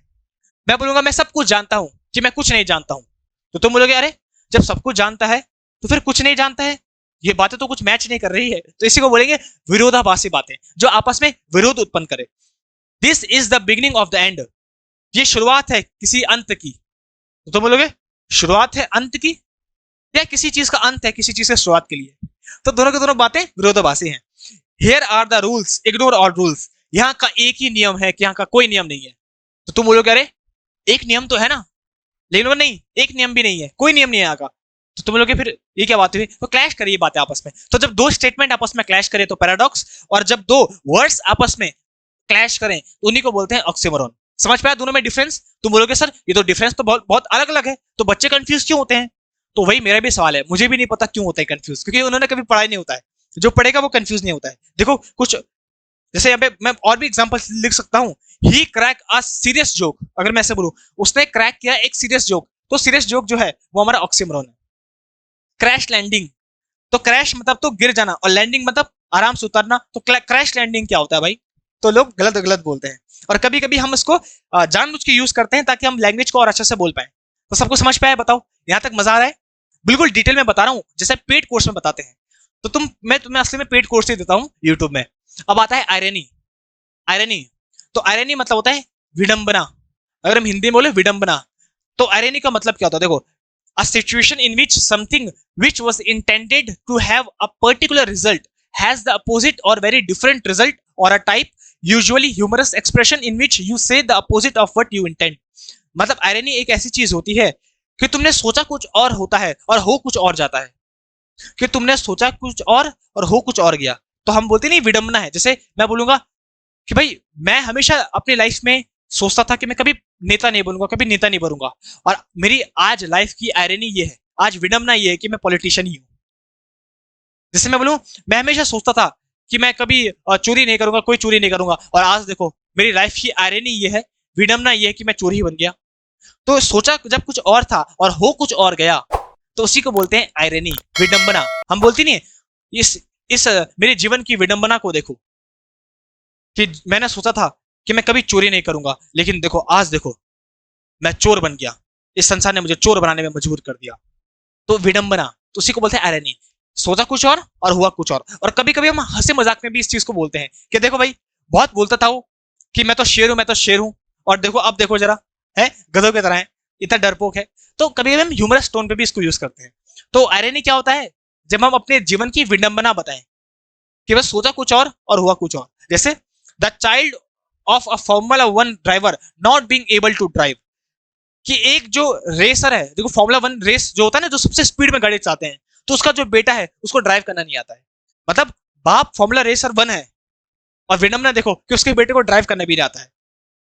तो उसके जो पापा हैं वो तो एक्सपर्ट है ड्राइव करने के, और उसका जो बेटा है उसको ड्राइव करना भी नहीं आता है। तो कितनी विडंबना है, कितनी विडंबना की बात है। तो इसी को बोलते हैं आयरनी। सिंपल सी बात देखो, an astronomer being afraid of the dark, कि एस्ट्रोनॉमर क्या होते हैं? जो अंतरिक्ष में रहते हैं। तो एस्ट्रोनॉमर है वो, और अंधेरे से उसको डर लगता है। विडंबना देखो, अपने आप को एस्ट्रोनॉमर बोलता है और उसको अंधेरे से डर लगता है। और एस्ट्रोनॉमर होता कौन है? जो उस ऊपर आसमान में अंधेरे में उसका काम रहता है। ऊपर तो सूरज होता नहीं है, तो अंधेरा होता है। तो एस्ट्रोनॉमर बोल रहा है अपने आप को, और अंधेरे से डर लगता है। बताओ, देखो नेक्स्ट देखो, a cat lover being allergic to cats, अपने को कैट लवर बोलता है लेकिन बिल्लियों से एलर्जी है। तो विडंबना देखो, बोलता कैट लवर है लेकिन एलर्जी बिल्लियों से ही है। बोलता है कि मैं तो नेता लोग तो बेकार होते हैं, और खुद ही देखो विडंबना देखो, आज खुद ही नेता है। तो ऐसी चीज है कि सोचा कुछ और हुआ कुछ और, उसी को बोलते हैं आयरनी, विडंबना जब हम बोले अपने। देखो, a gifted artist having no interest in visiting art galleries, एक ऐसा आर्टिस्ट जो बहुत ही जिसपे गिफ्ट है, टैलेंट है, और उसी आदमी को पसंद नहीं है आर्ट देखना, वही कभी आर्ट गैलरी पे जाता नहीं है आर्ट देखना। तो विडंबना है कि भाई इतना अच्छा है, जैसे मान लो कोई क्रिकेटर है और विडंबना देखो, आज वो बैट को, बॉल को या किसी भी क्रिकेट मैच को देखता तक नहीं है, तो उसी को बोलेंगे आयरनी, कि जब विडंबना बताते हैं कि मतलब सोचा कुछ और था और हो उसका कुछ और ही रहा है, ऐसा। अब आयरनी तुम्हारी देखो बहुत सारे मैंने लिखवाए भी हैं, तुम आराम से इसको पढ़ते हैं ना। अब आयरनी तुम्हारी देखो तीन टाइप की होती है, एक तो होती है वर्बल आयरनी, एक होती है ड्रामेटिक आयरनी, एक होती है सिचुएशनल आयरनी। अब बच्चे बोल रहे होंगे सर ये क्या है? अरे बहुत इजी है, जब तक मैं तुम्हारे साथ हूं तुम्हें डरने की बात नहीं है। तीन टाइप की आयरनी होती है, वैसे तुम्हारे एग्जाम में ये तो नहीं आता है, लेकिन वो बच्चे जो उसके बाद टीचिंग का या किसी चीज का एग्जाम देंगे तो उनके लिए बहुत ही बेनिफिशियल है। तीन आयरनी होती है, एक होती है वर्बल आयरनी। वर्बल मतलब तो बोलना, जब हम कोई ऐसी बात बोलें कि जो कि सोचा कुछ और हुआ कुछ और, तो उसी को बोलते हैं वर्बल आयरनी। मैं तुम्हें बता भी देता हूँ। देखो जैसे मान लो during a heavy rain storm someone looks out the window and say, जैसे कि बहुत बरसात हो रही है, वेदर बहुत खराब हो रखा है, बहुत बरसात हो रही है, बहुत पानी है, कीचड़ वगैरह, और बहुत खराब मौसम है, और कोई बाहर देखे बारिश को और बोले, क्या बोले? What a lovely weather we are having. अगर कोई ऐसे बोले अरे वाह कितना अच्छा आज तो मौसम है, तो क्या बोल रहा है? वो एक विडंबना बता रहा है, मतलब हो बारिश रही है लेकिन एक हंसी मजाक पे बोलते नहीं है अरे वाह यार आज तो कितना अच्छा मौसम है, तो उसी को बोलते हैं वर्बल आयरनी। मतलब असली में बाहर मौसम बहुत खराब है लेकिन तुम बोल रहे हो अरे वाह कितना अच्छा मौसम है, तो ये इसको बोलते हैं वर्बल आयरनी, अपोजिट, कि मतलब हो कुछ और रहा है और तुम मजाक में बोल कुछ और रहे हो। जैसे देखो यहाँ देखो, after looking at the students poor test score the teacher से, अगर मान लो किसी बच्चे का बहुत खराब मार्क्स आए हैं और टीचर उन खराब मार्क्स को देखिए क्या बोले, ऐसे बोले, you will surely finish the year with the highest honours, कि भाई इस साल तो तुम टॉप मारोगे। बोलते भी थे हम, जैसे मान लो किसी के कम मार्क्स आ रखे हैं, बहुत 0 मार्क्स आए उसके, हम बोले क्या, अरे भाई देखो तुम तो साल भाई पक्का टॉप मारोगे। तो हम बोलना कुछ और चाह रहे हैं लेकिन अपोजिट उसका बोल रहे हैं, एक सरकास्टिक वे में बोल रहे हैं, तो उसी को बोलते हैं वर्बल आयरनी, कि मार्क्स तो उसके बहुत कम आए हैं लेकिन हम उसको बोल रहे हैं कि भाई तू तो टॉप मारेगा। बाहर बहुत खराब मौसम है, हम बोल रहे हैं अरे वाह भाई आज तो कितना अच्छा मौसम है, आज तो मजा ही आ गया। तो वर्बल आयरनी इसको बोलते हैं, ये सोचा कुछ और हुआ कुछ और, बोल कुछ और रहे मतलब कुछ और है। सही है? अच्छा, जैसे a man taste his wife delicious home cooked food meal and exclaim I shall never eat this food again. जैसे किसी आदमी ने, किसी व्यक्ति ने अपनी वाइफ का हाथ का खाना खाया और बहुत टेस्टी है खाना, तो उसने ये नहीं बोला कि अरे वाह कितना टेस्टी है, उसने अपोजिट बोल दिया। क्या बोल दिया? ऐसा खाना तो मैं जिंदगी में कभी नहीं खाऊंगा, मतलब अच्छा है, इतना अच्छा खाना है। तो हम कभी कभी ऐसा ही अपोजिट वे में बोल देते हैं। जैसे मान लो किसी दिन कोई बहुत सुंदर लग रही है लड़की, तो हम क्या बोलेंगे, आज से तुम कितने बेकार लग रहे हो भाई, इतने बेकार तुम आज तक कभी नहीं लगे। तो समझ जाएगी अच्छा आज मैं अच्छी लग रही हूँ। जैसे तुम किसी से प्यार करते हो, तुम बोलो भाई तुम्हें पता है तुमसे मैं सबसे ज्यादा नफरत करता हूँ, तुम्हें देख के तो मेरे दिल में कुछ होता ही नहीं बिल्कुल भी, तुम्हें देख के तो मतलब ऐसा लगता है कि मेरा मूड ही खराब हो जाता है, तुम बिल्कुल भी अच्छे नहीं हो। लेकिन अपोजिट मीनिंग है तो सामने वाली समझ आती है। तो जब हम बोलना कुछ और चाहें लेकिन शब्द से कुछ और बोले, तो इसी को बोलते हैं वर्बल आयरनी। बोल कुछ और है मतलब उसका अपोजिट है। अब आता है ड्रामेटिक आयरनी। तुम बोलोगे सर हाँ वर्बल आयरनी तो समझ में आ गया है, अब ड्रामेटिक आयरनी बता दो। तो ड्रामेटिक बना है ड्रामा से। अब देखो मैं इसको सिंपल शब्दों में बताता हूं। जब भी कोई ऐसा ड्रामा हो जिसमें कि तुम्हें पता है क्या होने वाला है और तुम्हें उसको देख के सरप्राइज ना हो, उसी को बोलते हैं ड्रामेटिक आयरनी। मैं एक एग्जांपल देता हूं, जैसे मान लो तो एक हॉरर मूवी चल रही है और हॉरर मूवी में जो कैरेक्टर है उस कैरेक्टर को एक रूम से आवाज आई, सुनो, उसको आवाज आई, अरे किसने बोला, और वो रूम में ऐसे जा रहा है। अब कैरेक्टर तुम्हें ये दिखा रहा है कि कैरेक्टर को नहीं पता किसकी आवाज है, ठीक है, वो रूम में जा रहा है डर के मारे। लेकिन जो ऑडियंस है, ऑडियंस को ये पता है कि जो आवाज है वो उस कैरेक्टर की मम्मी की आवाज है, मम्मी उसको बुला रही है, तो तुम्हें उसको देख के डर नहीं लगेगा। अब देखो हो क्या रहा है, जो कैरेक्टर है और जो डायरेक्टर है मूवी का या किसी ड्रामे का, वो तुम्हें ये दिखा रहे हैं कि भाई हमें नहीं पता कि आगे क्या होने वाला है, हमें नहीं पता है किसकी आवाज है, इसलिए वो डर का माहौल क्रिएट कर रहे हैं। वो ऐसा दिखा रहे हैं कि भाई हमें नहीं पता किसकी आवाज है, लेकिन जो ऑडियंस सामने बैठी है उसको पता है कि क्या होने वाला है, तो उसको उस चीज में कोई आश्चर्यचकित हो नहीं रहा है, सरप्राइज हो नहीं रहा है, तो उसी को बोलते हैं ड्रामेटिक आयरनी। कि कैरेक्टर तो ये दिखा रहा है कि मुझे नहीं पता, और एक सिचुएशन क्रिएट करने की कोशिश कर रहा है, लेकिन जो बैठी हुई ऑडियंस है उसको पहले से पता है इस सिचुएशन के बारे में, तो वो उनको कोई एक्साइटमेंट नहीं हो रही है। तो उसी को बोलते हैं ड्रामेटिक एरेनी, कि तुमने ड्रामा में क्रिएट करने का कुछ कोशिश किया लेकिन वो क्रिएट हो नहीं पाया क्योंकि ऑडियंस को पहले से पता है क्या होने वाला है। देखो जैसे एक एग्जांपल और देता हूँ तुम्हें और क्लियर समझ पा जाएगा। जैसे कोई भी मूवी होती है तो उस मूवी में जैसे हम एक डायरेक्टर जो होता है, जो हीरो होता है, वो ऐसी एक्टिंग करते हैं कि भाई हमको नहीं पता है क्या होने वाला है, तो वो पूरा एक माहौल बनाएंगे, क्लाइमेक्स बनाएंगे और लास्ट में हीरो और विलन की लड़ाई होगी। तो ऐसा कुछ दिखाएंगे कि भाई हीरो भी हार सकता है, विलन भी जीत सकता है, लेकिन जो ऑडियंस है सामने बैठी वाली उसको सबको पता है कि अरे भाई कुछ नहीं है, लास्ट में हीरो ही जीतेगा। तो हो क्या रहा है, जो डायरेक्टर है, जो हीरो है, जो कैरेक्टर है, वो तो ऐसा दिखा रहा है कि भाई हमें नहीं पता कि आगे क्या होगा, कोई भी जीत सकता है, लेकिन जो सामने ऑडियंस बैठी है उसको पता है भाई कौन जीतेगा, तो उनको लास्ट में इतना मजा आता नहीं है फाइट में। उन्हें पता है लास्ट में हीरो ही जीतेगा और हीरोइन हीरो के पास ही आएगी।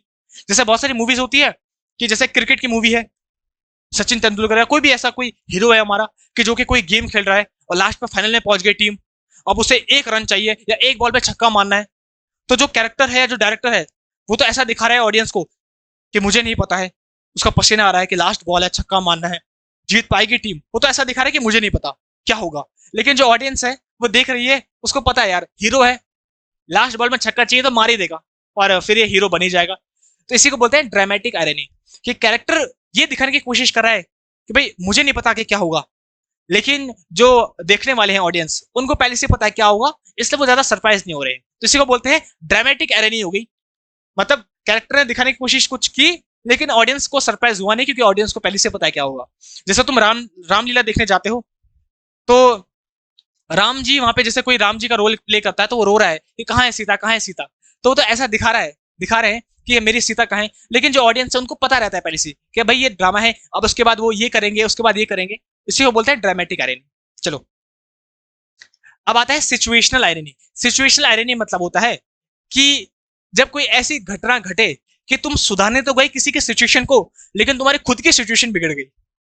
सिचुएशनल आयरनी इसको बोलते हैं कि जैसे हम बोलेंगे भाई तूने उसको पैसे दिए उसकी गरीबी मिटाने के लिए, लेकिन तो खुद ही गरीब हो गया, तो इसी को बोलते हैं सिचुएशनल आयरनी, कि करने तो गई इस सिचुएशन को सुधारने लेकिन तुम्हारी ये सिचुएशन खराब हो गई। देखो एग्जांपल देता हूं, a fire station catches fire while the fire fighters are responding to an emergency in another part of the town. कि जो फायर फाइटर थे, आग बुझाने वाले, वो किसी और की आग बुझाने कहीं गए और उनके खुद के स्टेशन में आग लग गई। इसको बोलते हैं सिचुएशनल आयरनी, कि भाई वो किसी और के घर की आग बुझाने गए लेकिन खुद के घर में ही आग लग गई, किसी और की सिचुएशन ठीक करने गए और खुद की सिचुएशन खराब हो गई, तो इसी को बोलते हैं सिचुएशनल आयरनी। उल्टा हो गया, दूसरे की सिचुएशन ठीक करने गए, खुद की सिचुएशन खराब हो गई। जैसे तुम मीम भी देखते होंगे कि उसका दुख मिटाने गया और खुद दुखी होके आ गया। सही है, ऐसी तो होता है आजकल। देखो next, a man whose house was in the woods put a booby trap to protect him from wild animals. One night while walking, the man didn't see the trap and injured himself. एक ऐसा व्यक्ति जो कि जंगल में रहता है तो उसने जंगल में बहुत सारे ट्रैप बिछा दिए, जाल बिछा दिए ताकि जानवर आ ना पाए, और एक दिन रात को चल रहा था और वो देखा नहीं और वो खुद ही उस पर फंस गया। तो मतलब दूसरे को फंसाने के लिए बनाया जाल और खुद ही उस जाल में फंस गया। जैसे कोई इंसान दूसरे के लिए गड्ढा खोदे और खुद ही उस गड्ढे में गिर जाए, तो उसको बोलते हैं सिचुएशनल आयरनी, कि तुमने दूसरे के सिचुएशन को खराब करने का चाहा और खुद की सिचुएशन खराब हो गई, दूसरे के लिए गड्ढा खोदा और खुद ही गड्ढे में गिर गए, तो इसको बोलते हैं सिचुएशनल आयरनी, कि जब तुम किसी और की सिचुएशन को खराब करने गए और खुद की सिचुएशन खराब हो गई। समझ पाया? तो सिचुएशनल आयरनी। ड्रामेटिक आयरनी क्या होती है कि जब ड्रामा में कोई जो ड्रामा कर रहा है वो ऐसा दिखाए कि उसको नहीं पता है आगे क्या होने वाला है, लेकिन तुम्हें पता है आगे क्या होने वाला है, तो तुमको इससे ज्यादा हैरानी होती नहीं है। और वर्बल आयरनी क्या है कि बाहर मौसम खराब है और तुम बोल रहे हो अरे वाह कितना अच्छा मौसम है। जैसे अभी तुम बोल रहे होगे सर हमें तो बिल्कुल समझ भी नहीं आ रहा, लेकिन तुम्हें सब समझ पा रहा है अगर तुम्हें ऐसा दिखाना हो तो ऐसे, इसको बोलते हैं वर्बल आयरनी। समझ पाया? तो आयरनी इतना इजी है और मैंने तुम्हें तीनों चीजें इतने अच्छे से बता चुकी है कि अब तुम्हें कहीं भी और पढ़ने की जरूरत नहीं है। अब आता है एल्यूजन। तुम बोलोगे सर एल्यूजन क्या होता है? एल्यूजन क्या है? बहुत इजी है। जब तुम किसी एक शब्द से, एक वर्ड से किसी इंसान को बताते हो तो उसी को बोलते हैं एल्यूजन। किसी एक शब्द से जब तुम किसी एक पूरे इंसान को बता रहे हो तो उसी को बोलते हैं एल्यूजन। सिंपल बात है, मतलब एक चीज से तुम किसी और का रेफरेंस दे रहे हो। देखो, allusion is a reference to a well known person, character, place और even that writer makes to deep deepen the readers understanding of their work. जब तुम किसी एक शब्द से किसी एक इंसान को बताने की कोशिश करते हो या किसी चीज को बताने की कोशिश करते हो तो उसी को बोलते हैं एल्यूजन। जैसे अगर मैं बोलूं I have been struck by Cupid, भाई स्ट्रक मतलब जकड़ गया, तो मैं बोल रहा हूं कि भाई क्यूपिड के द्वारा मैं जकड़ गया, क्यूपिड के द्वारा मैं जकड़ गया। तो तुम बोलोगे सर क्यूपिड क्या है? क्यूपिड से मैं दिखा रहा हूं एक पुराने जमाने में का राजा था, उसका नाम था क्यूपिड, उसको बोलते थे कि भाई प्यार का देवता है वो। तो पुराने जमाने में एक क्यूपिड था जो प्यार का देवता था। तो अगर मैं बोलूं भाई मुझे क्यूपिड ने पकड़ लिया, इसका मतलब है मैं क्यूपिड से प्यार के देवता को बता रहा हूं कि प्यार ने मुझे जकड़ लिया। तो जब किसी एक शब्द से हम किसी दूसरी चीज को बताते हैं तो उसी को हम बोलते हैं एल्यूजन। देखो the expression stuck by Cupid alludes to falling in love और being stuck by sudden romantic feeling. कि अगर मैं बोलूं स्टक बाय क्यूपिड कि भाई जकड़ गया मैं क्यूपिड से, तो यहाँ पे मैं ऐसे बता रहा हूं कि प्यार ने मुझे जकड़ लिया। जो क्यूपिड वर्ड है वो प्यार को दिखाता है, और अगर मैं बोलूं कि भाई मैं क्यूपिड ने मुझे जकड़ लिया मतलब प्यार ने मुझे जकड़ लिया। तो एक शब्द से जब मैं दूसरे शब्द को बताऊं, एक शब्द से जब मैं किसी दूसरे इंसान को बताऊं तो उसी को बोलते हैं एल्यूजन। और एग्जांपल देता हूं तो मैं समझ पा जाएगा। जैसे मैं बोलूंगा we have got an Einstein ever here, भाई देखो आइंस्टाइन मिल गया हमको, देखो हमको आइंस्टाइन मिल गया। तो यहाँ पे आइंस्टाइन का मतलब क्या है? Albert Einstein. तो इस आइंस्टाइन वर्ड से मैं किसी इंसान को दिखा रहा हूँ, एल्बर्ट आइंस्टाइन को दिखा रहा हूँ। तो ऐसा है जिसमें देखो भाई ये न्यूटन है, भाई ये न्यूटन है, तो मैं न्यूटन वर्ड से आइजैक न्यूटन साहब को दिखा रहा हूँ। समझ पाया? जैसे मैं कहा भाई देखो देखो गांधी आ रहा है, गांधी, तो मैं गांधी से गांधी वर्ड से महात्मा गांधी जी को बता रहा हूँ। तो जब मैं किसी एक शब्द का प्रयोग करके किसी दूसरे इंसान को दिखाऊं तो इसी को हम एल्यूजन बोलते हैं। जैसे यहाँ पे एक और भी है, देखो he is the Argus of the gang, तो ये हमारे गैंग का आर्गस है। तो यहाँ पे जो आर्गस शब्द है उससे मैं किसको दिखा रहा हूँ? उससे मैं किसी एक ऐसे इंसान को दिखा रहा हूँ जो कि बहुत सतर्क रहता है। तुम्हारे इडियम एंड फ्रेज भी आता है आर्गस आए, मतलब ऐसा व्यक्ति जो बहुत ही विजिलेंट हो, सतर्क हो। आर्गस पुराने जमाने में, अगर मैं इसके पीछे की हिस्ट्री थोड़ी बहुत बताऊं, कि आर्गस एक ऐसा जानवर था, एक ऐसा राक्षस था जिसकी 100 आंखें थी, 100 आंखें। और बाद में फिर जब वो मर जाता है तो उसकी आंखें ट्रांसफर होके ऐसा माना जाता है कि जो मोर होता है मोर के पंख में चली जाती है, इसलिए मोर के पंख पे भी देखो आंखें बनी होती है। तो ऐसा व्यक्ति जिसके 100 आंखें हो, मतलब जो सब कुछ देख सके, सतर्क हो, तो उसी को बोलते हैं आर्गस। तो आर्गस वर्ड से मैं किसको दिखा रहा हूँ? एक ऐसे व्यक्ति को दिखा रहा हूँ जो व्यक्ति बहुत ही सतर्क रहता है, विजिलेंट रहता है। तो जब एक शब्द से हम किसी दूसरे इंसान को दिखाएं तो उसी को हम बोलते हैं एल्यूजन। जब आइंस्टाइन से हम किसको दिखा रहे हैं? Albert Einstein. I am Juliet to your Romeo, तो मैं जूलियट बता रहा हूं। जूलियट से किस व्यक्ति को बता रहा हूं? उस व्यक्ति को जो प्यार में पागल है। सही है? तो ऐसा, तो एल्यूजन क्या होता है? जब किसी एक शब्द से हम दूसरे इंसान के बारे में बात करें, उस दूसरे इंसान को एल्यूड करें, तो उसी को एल्यूजन कहते हैं। एल्यूड कर रहे हैं, बता रहे हैं दूसरे को। अब आता है पन। पन क्या होता है? अरे शब्दों से खेलना, उसी को पन बोलते हैं। जब हम शब्दों से खेलते हैं तो उसी को पन बोलते हैं। कैसे? पन ऐसा कोई शब्द होता है जिसके दो मीनिंग होते हैं। दो मीनिंग मैं यहां पे लिख भी रहा हूं, टू मीनिंग्स, जिसके दो मीनिंग निकले उसी को बोलते हैं पन। शब्दों के साथ खेलना मतलब जब तुम शब्दों के साथ खेलते हो उसी को बोलते हैं पन। दो मीनिंग होते हैं उसके। देखो मैं एक एग्जांपल देता हूं। I told a chemistry joke but there was no reaction. भाई मैंने एक केमिस्ट्री जोक मारा बट कोई रिएक्शन नहीं हुआ। तो यहाँ पे जो है ना देयर वाज नो रिएक्शन, तो इसके दो मीनिंग निकल रहे हैं। शब्दों के साथ खेल रहा हूं मैं, दो मीनिंग निकल रहे हैं। कैसे? एक तो क्योंकि केमिस्ट्री है कि मैंने कोई रिएक्शन की और उसका कोई एक एक्शन किया, उसका कोई रिएक्शन नहीं मिला, तो एक तो रिएक्शन है केमिस्ट्री लैब वाला। और एक रिएक्शन कैसा है कि मैंने जोक मारा लेकिन किसी ने अच्छा रिएक्ट नहीं किया उस पर। तो देखो दो मीनिंग निकल रहे हैं रिएक्शन के, एक तो केमिस्ट्री वाला रिएक्शन और एक जो मैंने जोक मारा उसका मुझे बदले में कोई रिस्पॉन्स नहीं मिला, रिस्पॉन्स वाला रिएक्शन। तो देखो इस रिएक्शन के दो मीनिंग है, तो इसी को हम पन कहते हैं। कि मैं बात तो एक बोल रहा हूं लेकिन इसके दो मीनिंग निकल रहे हैं। देखो कितना इजी है। जैसे मैं बोलूंगा I use to work at a belt factory, मैं एक बेल्ट फैक्ट्री में काम करता था, वो फैक्ट्री जो बेल्ट बनाती है। But there was such a waste of time, लेकिन वहां मेरा वेस्ट ऑफ टाइम था। तो को वेस्ट, वेस्ट मतलब होता है जहां पे हम बेल्ट को पहनते हैं, तो वेस्ट ऑफ टाइम, वहां मेरा वेस्ट का टाइम था, मतलब बेल्ट बनाने का टाइम था। और इसी से हम बोल सकते हैं वेस्ट ऑफ टाइम कि मेरा टाइम बहुत वेस्ट होता था। तो दो दो वर्ड निकल रहे हैं, तो इसी को बोलते हैं पन। जब हम शब्दों के साथ ऐसा खेलें कि कोई ऐसा वर्ड यूज करें जिसके दो दो अर्थ निकले और मजा भी आए उनको पढ़ने में, दो दो अर्थ निकले, तो इसी को बोलते हैं पन। आया समझ पे? देखो वेस्ट ऑफ टाइम, तो बेल्ट की फैक्ट्री में काम करता था तो वहां पे मेरा वेस्ट ऑफ टाइम था, मतलब मैं वो टाइम देता था जहां पे वेस्ट के लिए बेल्ट बनाते हैं। और दूसरा इसका मतलब क्या है? मेरा टाइम वेस्ट होता था, बहुत वेस्ट ऑफ टाइम था। सही है? अच्छा अब देखो, a boiled egg every morning is hard to beat. एक बॉइल्ड एग बहुत मुश्किल है बीट करना। तो जो हार्ड टू बीट मैंने वर्ड यूज किया है, इसके दो मीनिंग है। एक तो ये कि जो बॉइल्ड अंडा होता है उसको बीट करना बहुत हार्ड है, तोड़ना उसका हार्ड है।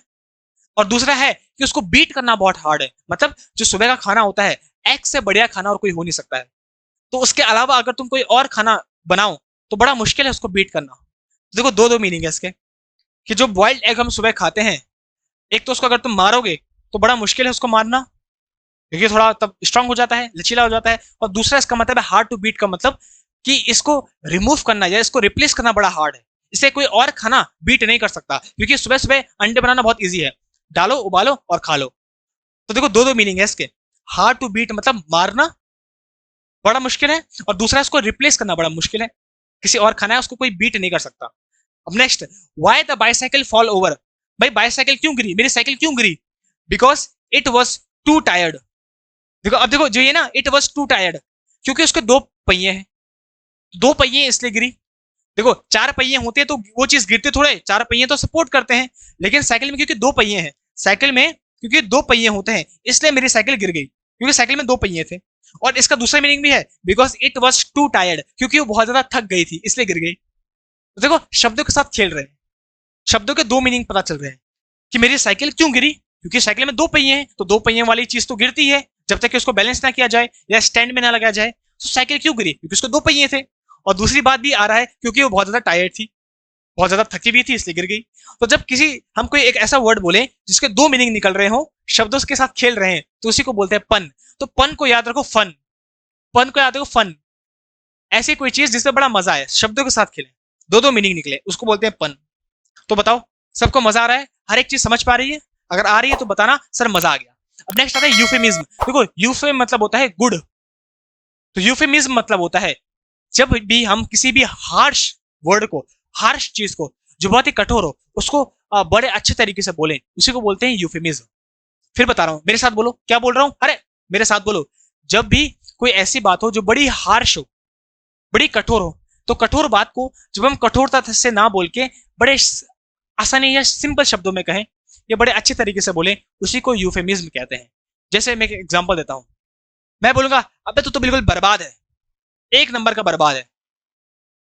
तो मैं थोड़ा हार्श वर्ड यूज कर रहा हूं, हो सकता है किसी को दुख हो ये सुन के, लेकिन मैं अगर ऐसा ना बोलूं कि तू बर्बाद है, मैं बोलूंगा सुन तूने ये थोड़ा अच्छा नहीं किया, थोड़ा सॉफ्ट वर्ड है। तो जब किसी हार्ड बात को बोल के थोड़ा सॉफ्ट वे में बोल दूं, तो इसी को यूफेमिज्म कहते हैं। इसी को बोलते हैं शब्दों का सही चुनाव। शब्दों को सही चुनाव करना आना चाहिए।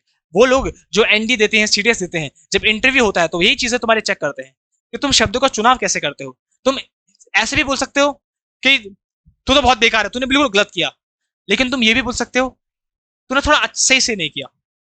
समझ पा रहा है? तो कुछ हार्ड चीज को जब थोड़ा अच्छे वे में, सॉफ्ट वे में बोलते हैं, तो उसी को यूफेमिज्म कहते हैं। अब एग्जांपल देता हूं, जैसे मैं बोलूंगा ही डाइड, वो मर गया, तो तुम बोलोगे अरे भाई कैसे बोल रहा है वो मर गया, थोड़ा हार्ड हार्ड वर्ड है, ही डाइड, वो मर गया, तो ये तो हो गया थोड़ा हार्ड।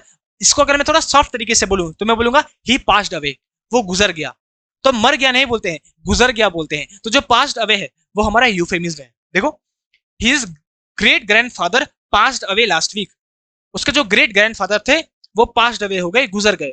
तो जो गुजर गए हैं वो हमारा यूफेमिज्म है। अगर मैं बोलता डाइड, मर गए, तो ये थोड़ा कठोर वर्ड होता है, मर गए, तो हम क्या बोलते हैं, गुजर गए। तो जो गुजर गए हैं ये हमारा यूफेमिज्म है। किसी हार्ड बात को हमने थोड़ा सॉफ्ट वे में बोल दिया। सही है?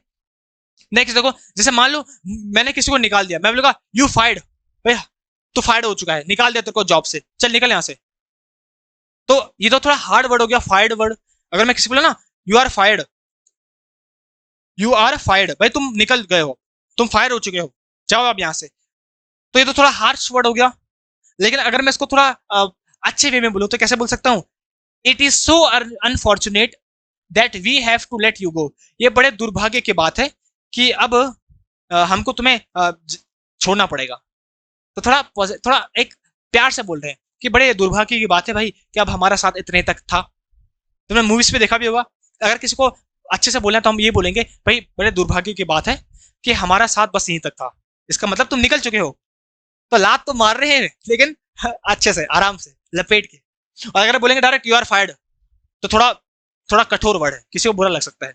अब देखो जैसे मान लो कोई बोलेगा भाई हमारी कंपनी का तो भट्टा बैठ गया, बिल्कुल बिल्कुल नेगेटिव हो रहा है, बिल्कुल खराब हो रहा है, बिल्कुल नुकसान हो रहा है, घाटा हो रहा है, लॉस हो रहा है हमारा। तो अगर मैं लॉस वर्ड यूज कर दूं, लॉस हो गया बिल्कुल, हाँ, नुकसान हो गया भाई, तो थोड़ा हार्श वर्ड है। लेकिन इसके बदले अगर मैं ऐसे बोलूं, the company has been facing negative cash flow for the past few years, भाई कुछ सालों से हमारा नेगेटिव कैश फ्लो हो रहा है, नेगेटिव कैश फ्लो। देखो कैश फ्लो तो पॉजिटिव वर्ड है, कैश फ्लो मतलब तो पैसे आ रहे हैं, लेकिन कैसे बोल दिया, नेगेटिव तरीके से बोल दिया कि भाई नेगेटिव कैश फ्लो हो रहा है, मतलब कंपनी बर्बाद हो रही है, नुकसान हो रहा है कंपनी का।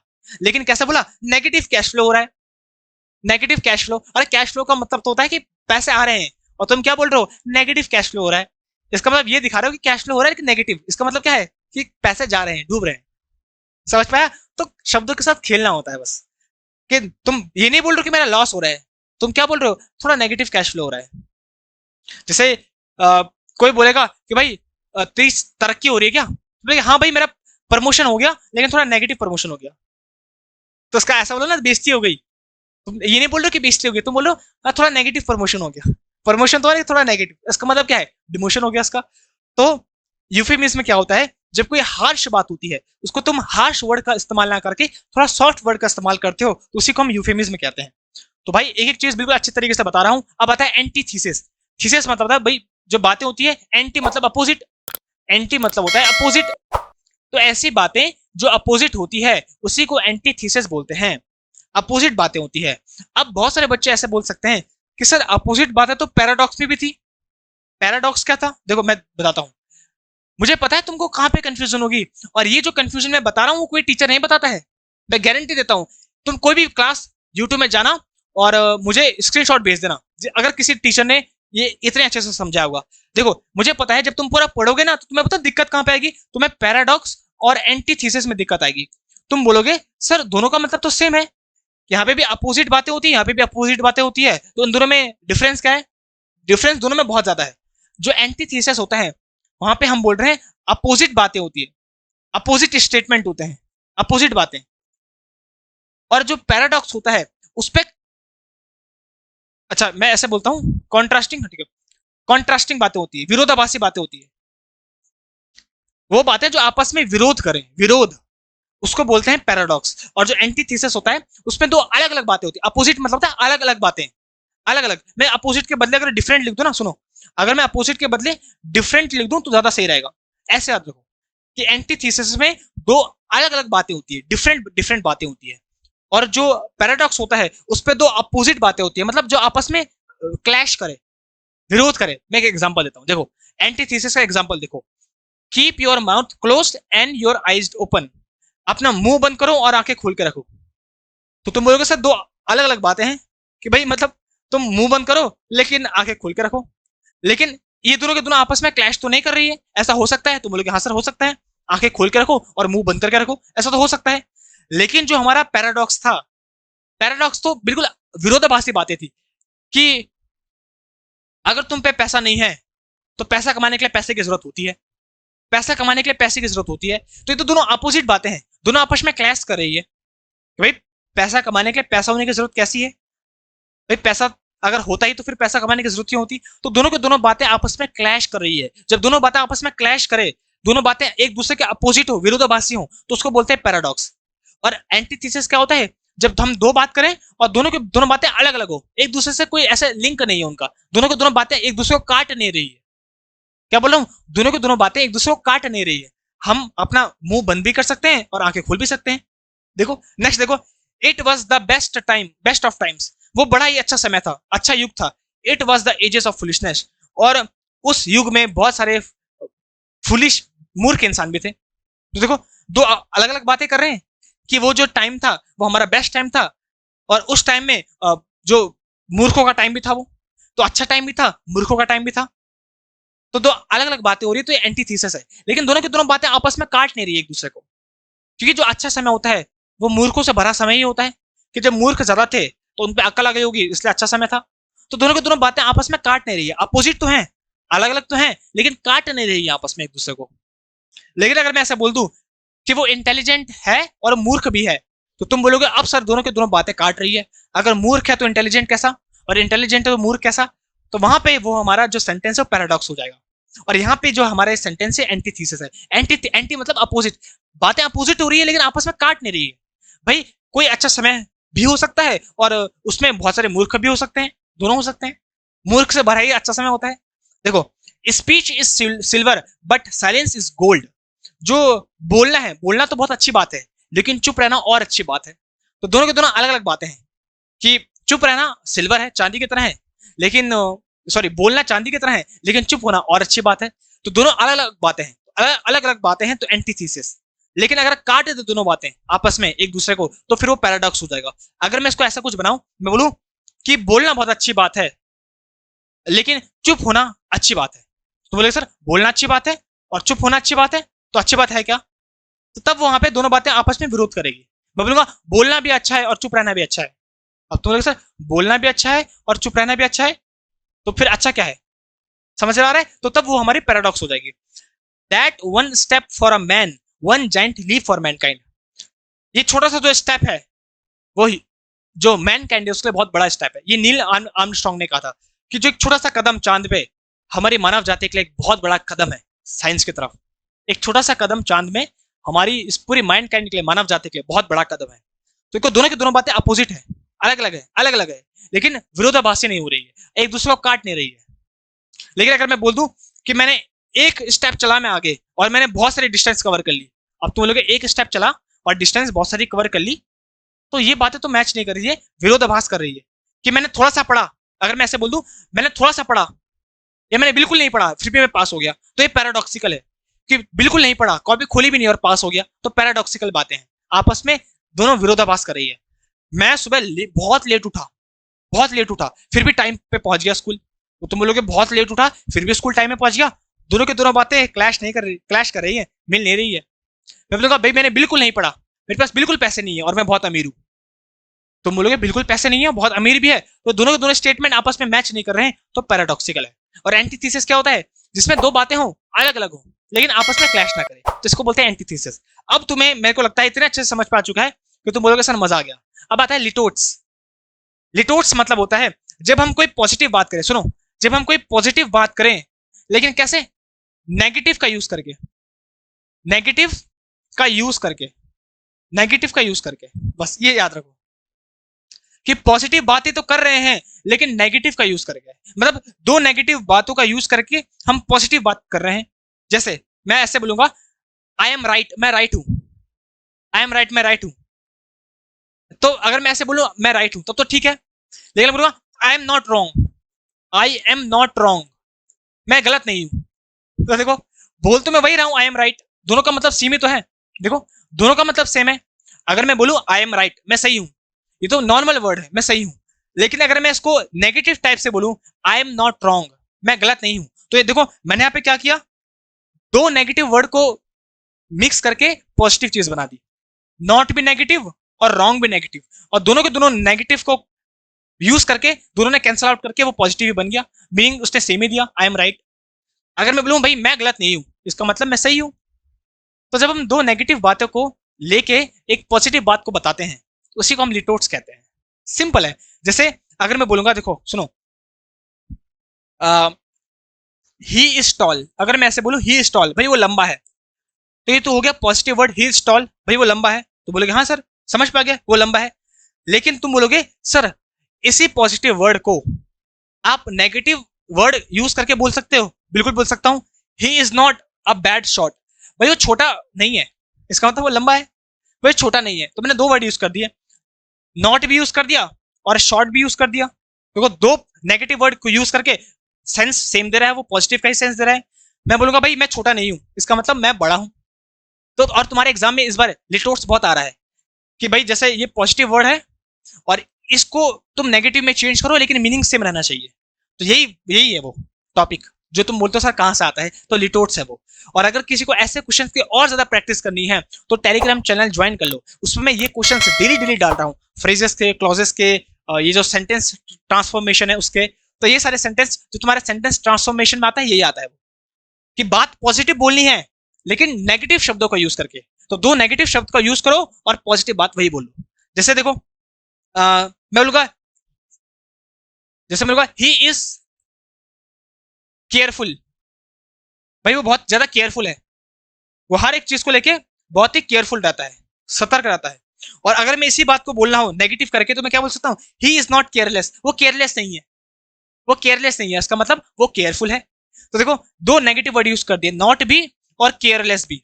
तो दो नेगेटिव वर्ड यूज करके जब हम पॉजिटिव बात बताते हैं तो इसी को लिटोट्स कहते हैं। या तो मैं डायरेक्ट बोल दूं वो ही इज केयरफुल, वो केयरफुल है, या तो बोल दूं ही इज नॉट केयरलेस, वो केयरलेस नहीं है, इसका मतलब वो केयरफुल ही है।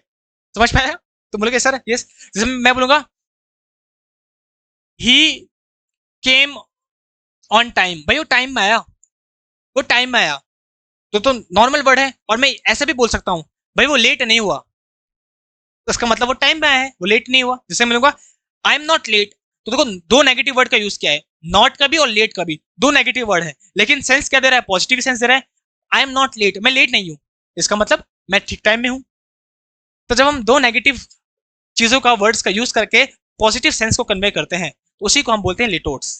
कि जैसे मैं सही हूं, या तो मैं ऐसे बोल दूं, और या तो मैं बोल दूं मैं गलत नहीं हूं, तो मैं गलत नहीं हूं, तो दो नेगेटिव वर्ड का यूज करके बोल पॉजिटिव चीज ही रहे हैं, तो इसी को लिटोट्स कहते हैं। तो शब्दों के साथ खेल रहे हैं भाई, शब्दों के साथ खेल रहे हैं। फिगर ऑफ स्पीच का मतलब ही है शब्दों के साथ खेलना। अब आता है मेटानिमी। मेटानिमी क्या होता है, बहुत इजी है। देखो मेट मतलब होता है फिजिकल वर्ड, मेट मतलब होता है फिजिकल वर्ड, ये जो दुनिया है। और निम, निम मतलब होता है नेम, एंटोनिम, सिनोनिम, तो निम मतलब होता है नेम। तो जब हम किसी एक शब्द से किसी पूरे के पूरे ग्रुप की बात करें, किसी पूरे ग्रुप को दिखाएं, तो उसी को बोलते हैं मेटोनिमी। जब किसी एक शब्द से हम उसकी पूरी प्रजाति को दिखाते हैं, उसकी पूरी ब्रीड को दिखाते हैं, या उसके पूरे ग्रुप को दिखाते हैं, तो उसी को मेटोनिमी बोलते हैं। जैसे मैं बोलूंगा भाई देखो प्रेस की गाड़ी आ गई, देखो प्रेस वाले आ गए, प्रेस वाले, तो हम बोलते नहीं प्रेस वाले आ गए, तुम लोग सर प्रेस वाले आ गए, लेकिन हम वहां पे देखो हम प्रेस का यूज करते हैं, प्रेस वर्ड का भी प्रेस वाले आ गए, लेकिन प्रेस वर्ड से किसको दिखा रहे हैं, हम जर्नलिस्ट को दिखा रहे हैं। जो जर्नलिस्ट होते हैं, हम ये भी तो बोल सकते हैं कि जर्नलिस्ट का ग्रुप आ गया, लेकिन हम उनको किससे दिखाते हैं, प्रेस वर्ड से दिखाते हैं। भाई प्रेस की गाड़ी आ गई, प्रेस की गाड़ी मतलब जर्नलिस्ट की गाड़ी आ गई। तो एक वर्ड से हम उसके पूरी की पूरी कम्युनिटी को दिखा रहे हैं, तो इसी को मेटानिमी बोलते हैं। मेटामनी, मेरे साथ बोलो क्या बोलते हैं, मेटोनोमी। जब एक वर्ड से पूरे के पूरे ग्रुप को दिखा रहे हैं, जैसे मैं बोलूंगा देखो a bunch of suits, suit मतलब होता है जो सूट वूट पहनते हैं बिल्कुल, तो इससे किसको दिखा रहे हैं, बिजनेसमैन को, उन लोगों को जो बिजनेसमैन है। ये बिजनेसमैन बहुत अच्छे से बन के रहते हैं सूट बूट में, तो हम बोलेंगे देखो भाई सूट बूट वाले आ गए, सूट बूट वाले आ गए मतलब बिजनेसमैन आ गए। देखो तो एक इस वर्ड से, सूट बूट वाले वर्ड से हम किसको दिखा रहे हैं, बिजनेसमैन के ग्रुप को दिखा रहे हैं, उस ग्रुप को दिखा रहे हैं जो बिजनेसमैन है। तो जब किसी एक वर्ड से पूरे के पूरे ग्रुप को दिखाते हैं, उसी को बोलते हैं मेटोनोमी। सूट वर्ड से हम दिखा रहे हैं पूरे बिजनेसमैन के ग्रुप को, प्रेस प्रेस वर्ड से दिखा रहे हैं जर्नलिस्ट के ग्रुप को, ऐसे ऐसे बोलते हैं। और एग्जांपल है देखो, जैसे from cradle to grave, cradle मतलब होता है पालना, जिसपे बच्चा पलता है, झूला झूलता है बच्चा, और ग्रेव मतलब होता है जहां पे भैया मरते हैं, हमारी कब्र। तो फ्रॉम क्रेडल टू ग्रेव, पालने से हमारे मरने तक। तो ये जो क्रेडल है ये दिखा रहा है उस व्यक्ति को जो अभी पैदा होता है, बर्थ को दिखा रहा है, और ये जो ग्रेव है ये दिखा रहा है डेथ को, मरने का। तो पैदा होने से मरने तक का सफर, ऐसा। तो जब कोई एक वर्ड दूसरे पूरी की पूरी किसी कम्युनिटी को, किसी ग्रुप को शो करे, तो उसी को बोलते हैं metonymy. The pen is mightier than sword, कलम तलवार से ज्यादा अच्छी होती है, ज्यादा बड़ी होती है। तो यहाँ पे जो पेन है, पेन वर्ड से हम किसको दिखाते हैं, उन लोगों के ग्रुप को दिखा रहे हैं जो इंटेलिजेंट, इंटेलिजेंट पीपल को दिखा रहे हैं, इंटेलिजेंट पीपल के ग्रुप को दिखा रहे हैं, पढ़े लिखे ग्रुप, वो लोग जो पढ़े लिखे हैं। और शॉर्ट से दिखा रहे हैं वो ग्रुप जो सोल्जर्स का है, सिपाहियों का ग्रुप। तो हम क्या बोल रहे हैं भाई, जो लड़ते हैं, लड़ने से ज्यादा है विद्या, विद्या बड़ी है फिजिकल चीज से, ताकत से बड़ी विद्या है। हम बोलते भी तो हैं भैंस बड़ी, तुम इसको पूरा करोगे जल्दी से पूरा करो, अकल बड़ी या भैंस। तो बोलते हैं कि ताकत बड़ी है कि इंटेलिजेंस, इंटेलिजेंस बड़ी है। तो यहाँ पे जो पेन है, ये पेन एक वर्ड किसको दिखा रहा है, उस ग्रुप को दिखा रहा है जो कि पढ़े लिखे हैं, इंटेलिजेंट है। और जो शॉर्ट वर्ड है, वो शॉर्ट वर्ड किन ग्रुप को दिखा रहा है, जो सोल्जर्स हैं, जो ताकत में बहुत ज्यादा है। अच्छा, I have never read Milton, मैंने मिल्टन को कभी नहीं पढ़ा। तो ये जो है वर्ड, वो किसको दिखा रहा है, राइटिंग्स ऑफ मिल्टन, मिल्टन के राइटिंग्स को दिखा रहा है, राइटिंग्स ऑफ मिल्टन। कि जो मिल्टन हमारे जो कवि हैं, उन्होंने जितनी भी चीजें लिखी है उनके पूरे ग्रुप को दिखा रहा है कि भाई मैंने कभी मिल्टन को नहीं पढ़ा। मिल्टन को मतलब कि मैंने कभी मिल्टन की जो कहानियां हैं या जो उनकी लिखी हुई चीजें हैं उनको नहीं पढ़ा। तो जब एक वर्ड पूरे के पूरे ग्रुप को दिखा रहा हो तो उसी को मेटोनिमी कहते हैं। कितना इजी है, एक वर्ड पूरे के पूरे ग्रुप को दिखा रहा है। मिल्टन एक वर्ड पूरे के पूरे जो मिल्टन के राइटिंग्स है उसको दिखा रहा है। जो पेन वर्ड है वो इंटेलिजेंट ग्रुप के झुंड को दिखा रहा है। जो स्वॉर्ड ग्रुप है वो पूरे सोल्जर्स के ग्रुप को दिखा रहा है जो फिजिकली स्ट्रांग होते हैं। जो ग्रेव है वो उन लोगों को दिखा रहा है कि जो मर चुके हैं। क्रेडल उन लोगों को दिखा रहा है जो अभी पैदा हुए हैं। ऐसा जैसे प्रेस है, प्रेस उन वर्ड्स को दिखा रहा है जो जर्नलिस्ट हैं। या जो सूट है, सूट उन वर्ड्स को दिखा रहा है जो बिजनेसमैन के ग्रुप है। तो जब एक वर्ड पूरे के पूरे ग्रुप को दिखाता है तो उसी को मेटोनिमी कहते हैं। आया समझ पे? अब जो नेक्स्ट आता है देखो जरा, वो मेटोनिमी वो आता है सिनिक-डिकी। पहले मैं सिनिक-डिकी बता रहा हूँ तब तुम्हें दोनों में डिफरेंस बताऊंगा, बिकॉज लोगों को मेटोनिमी और सिनिक-डिकी में बहुत डिफरेंस, बहुत कंफ्यूजन होती है। अब आता है सिनिक-डिकी। देखो इसको ऐसे तो अगर मैं यूएस इंग्लिश का अकॉर्डिंग बोलूँ तो उसे जो इसका असली प्रोनाउंसिएशन है वो सिनिक-डिकी है, सिनिक-डिकी। लेकिन तुम्हारे इंग्लिश में जो तुम्हारे इंडियन जितने भी टीचर्स हैं उसको सिनिक डॉक यूज करते हैं, सिनिक डॉक उसको बोलते पढ़ते हैं सिनिक डॉक।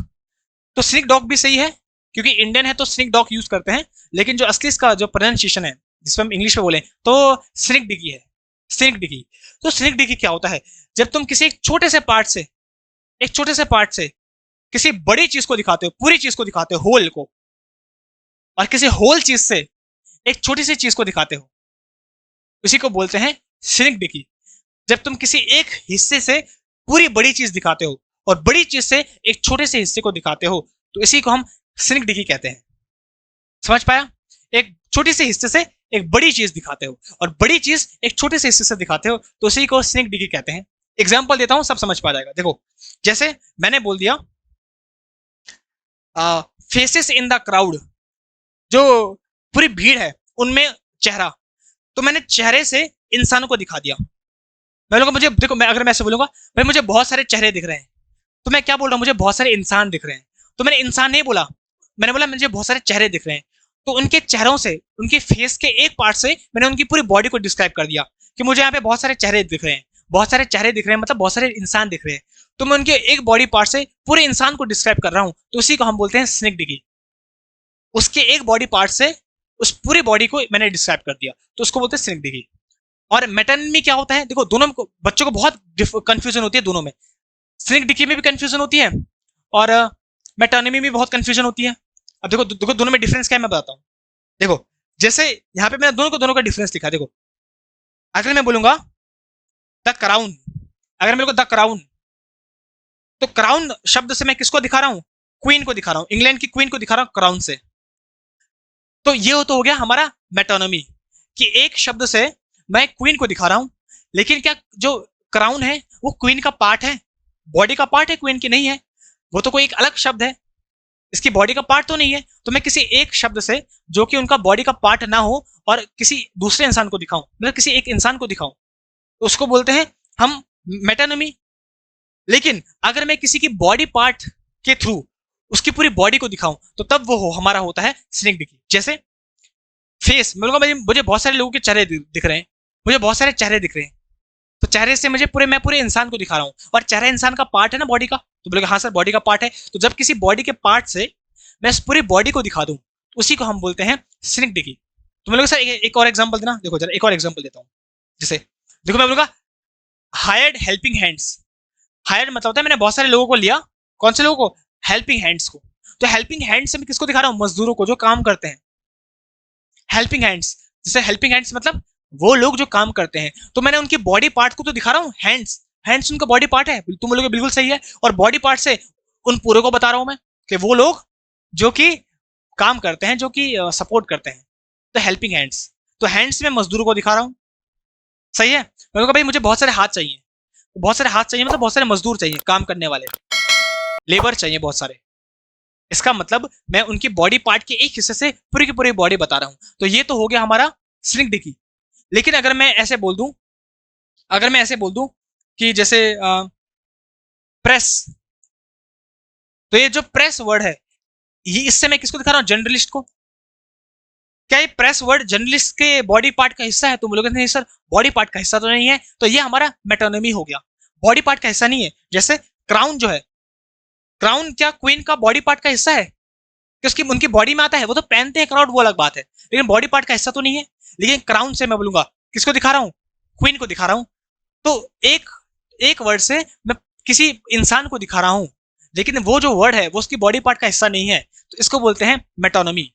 लेकिन जब मैं किसी इंसान के बॉडी पार्ट के हिस्से से उस पूरे इंसान को दिखाऊं तो उसको बोलते हैं हम सिंगडिगी। समझ पाया? जैसे एग्जाम्पल देता हूँ, लैंड मी योर एयर्स, मुझे अपने कान दे दो थोड़ा उधार के लिए। इसका मतलब मेरी बात को थोड़ा अटेंटिव वे में सुनो। तो मैं उसकी कानों से उस पूरे इंसान को बता रहा हूँ कि ए सुन, मेरी बात सुन, मुझे अपना जरा कान थोड़ा देर के लिए उधार के लिए दे दे, मतलब मेरी बात को अटेंटिव होकर सुन। ये तुम्हारा एक इडियम एंड फ्रेज भी है। तो क्या मैं उसके कान मांग रहा हूँ कि पूरे इंसान को मांग रहा हूँ? पूरे इंसान को मांग रहा हूँ कि थोड़े समय के लिए जरा मेरी बात को ध्यान से सुन। लेकिन बोल क्या रहा हूँ? उसका एक बॉडी का पार्ट कान, लेकिन किसको इंगित कर रहा हूँ, किसको संकेत कर रहा हूँ? पूरे इंसान को कि सुन, मेरी पूरी बात सुन। समझ पा रहे हैं? तो हम बात तो उसकी एक बॉडी पार्ट की कर रहे हैं, लेकिन उसकी एक बॉडी पार्ट से पूरे इंसान को दिखा रहे हैं। इसी को हम बोलते हैं सिंगडिगी। नेक्स्ट आता है, देखो जैसे फेसेस इन द क्राउड, भाई मुझे बहुत सारे चेहरे दिख रहे हैं, तो चेहरे से मैं पूरे इंसान को दिखा रहा हूँ। माउथ टू फीड, तो भाई मैं मुंह से मैं दिखा रहा हूँ गरीबी को, उन इंसानों को जो गरीब है। तो जो मुंह है उन गरीब इंसान का बॉडी पार्ट तो है ना। देखो मैं बोल रहा हूँ, देखो कितने सारे मुंह है खाने के लिए, तो मतलब कितने सारे गरीब लोग हैं। तो जो मुंह है वो उनका बॉडी पार्ट तो है, इसका मतलब ये हमारा सिंगडिगी है। जैसे hit the road, hit the road मतलब होता है रोड को लीव करना, हिट द रोड, तो हम रोड में हिट कर तो सकते हैं। All hands on deck, all hands on deck मतलब एवरीवन मस्ट बी अवेलेबल, सबके सब देखो मेरी मदद के लिए रेडी हैं। तो ऑल हैंड्स, तो मैं हैंड्स से, हाथों से उन इंसान को दिखा रहा हूं जो इंसान मेरे लिए अवेलेबल है। तो हैंड्स जो है उनके बॉडी पार्ट तो हैं। तो जब मैं किसी की बॉडी पार्ट से पूरे इंसान को दिखाऊं तो सिंगडिगी, और जब मैं एक शब्द से किसी बहुत सारी चीजों को दिखाऊं, ग्रुप को दिखाऊं, तो वो हमारा होता है मेटोनमी। दोनों में डिफरेंस है जमीन आसमान का। बस देखो ये हुई ना बात, तुम बोलोगे हाँ सर अब समझ पा गया दोनों में जो डिफरेंस होता है। अब आता है एपिग्राम। एपिग्राम क्या होता है? बहुत बहुत बहुत ईजी है। मतलब ऐसा कोई वर्ड हम यूज करें, ऐसा कोई वर्ड यूज करें जिसका बहुत ज्यादा डीपर मीनिंग हो, डीपर मीनिंग हो, तो इसी को बोलते हैं एपिग्राम। लिखा भी है an epigram is a second, second मतलब होता है जब किसी चीज को हम बहुत अच्छे से डिस्क्राइब करते हैं। थॉट प्रोवोकिंग मतलब ऐसी कोई बात, जो बात तो हम बहुत छोटी करें लेकिन छोटी छोटी बात में बहुत गहराई की बात करते हैं, उसी को बोलते हैं एपिग्राम। बात तो छोटी सी की लेकिन बड़ी गहरी, उसका गहरा मीनिंग है बड़ा। जैसे हमें तो अपने ने लूटा, गैरों में कहाँ दम था, हमारी कश्ती तो वहां डूबी जहां पानी कम था। तो मे बी बात लग रही है कि छोटी सी बात है, भाई कश्ती वहां डूबी जहां पानी कम था वहीं, पर लेकिन गहराई है इस बात में, दिल टूट गया है। जिन्हें हम हार समझे थे गला अपना सजाने को, वही अब नाक बंद बैठे हैं हमारे काट खाने को। तो जब हम छोटी बात तो छोटी से करें लेकिन उसका मीनिंग बड़ा डीप निकल जाए, तो उसी को बोलते हैं एपिग्राम। देखो जैसे it is better to light a candle than curse the darkness, कि ये अच्छा है कि हम कैंडल जला दें बजाय कि जो अंधेरा है उसको कोसते हुए। तो नॉर्मल सी बात है लेकिन मीनिंग इसका बड़ा डीप है कि जो हम ये जो डार्कनेस को कर्स करते हैं, जो अपनी लाइफ को कोसते हैं, इससे अच्छा है मेहनत कर लें, सिचुएशन को ठीक कर लें। समझ पाया? तो मीनिंग डीप है, तो इसी को बोलते हैं एपिग्राम।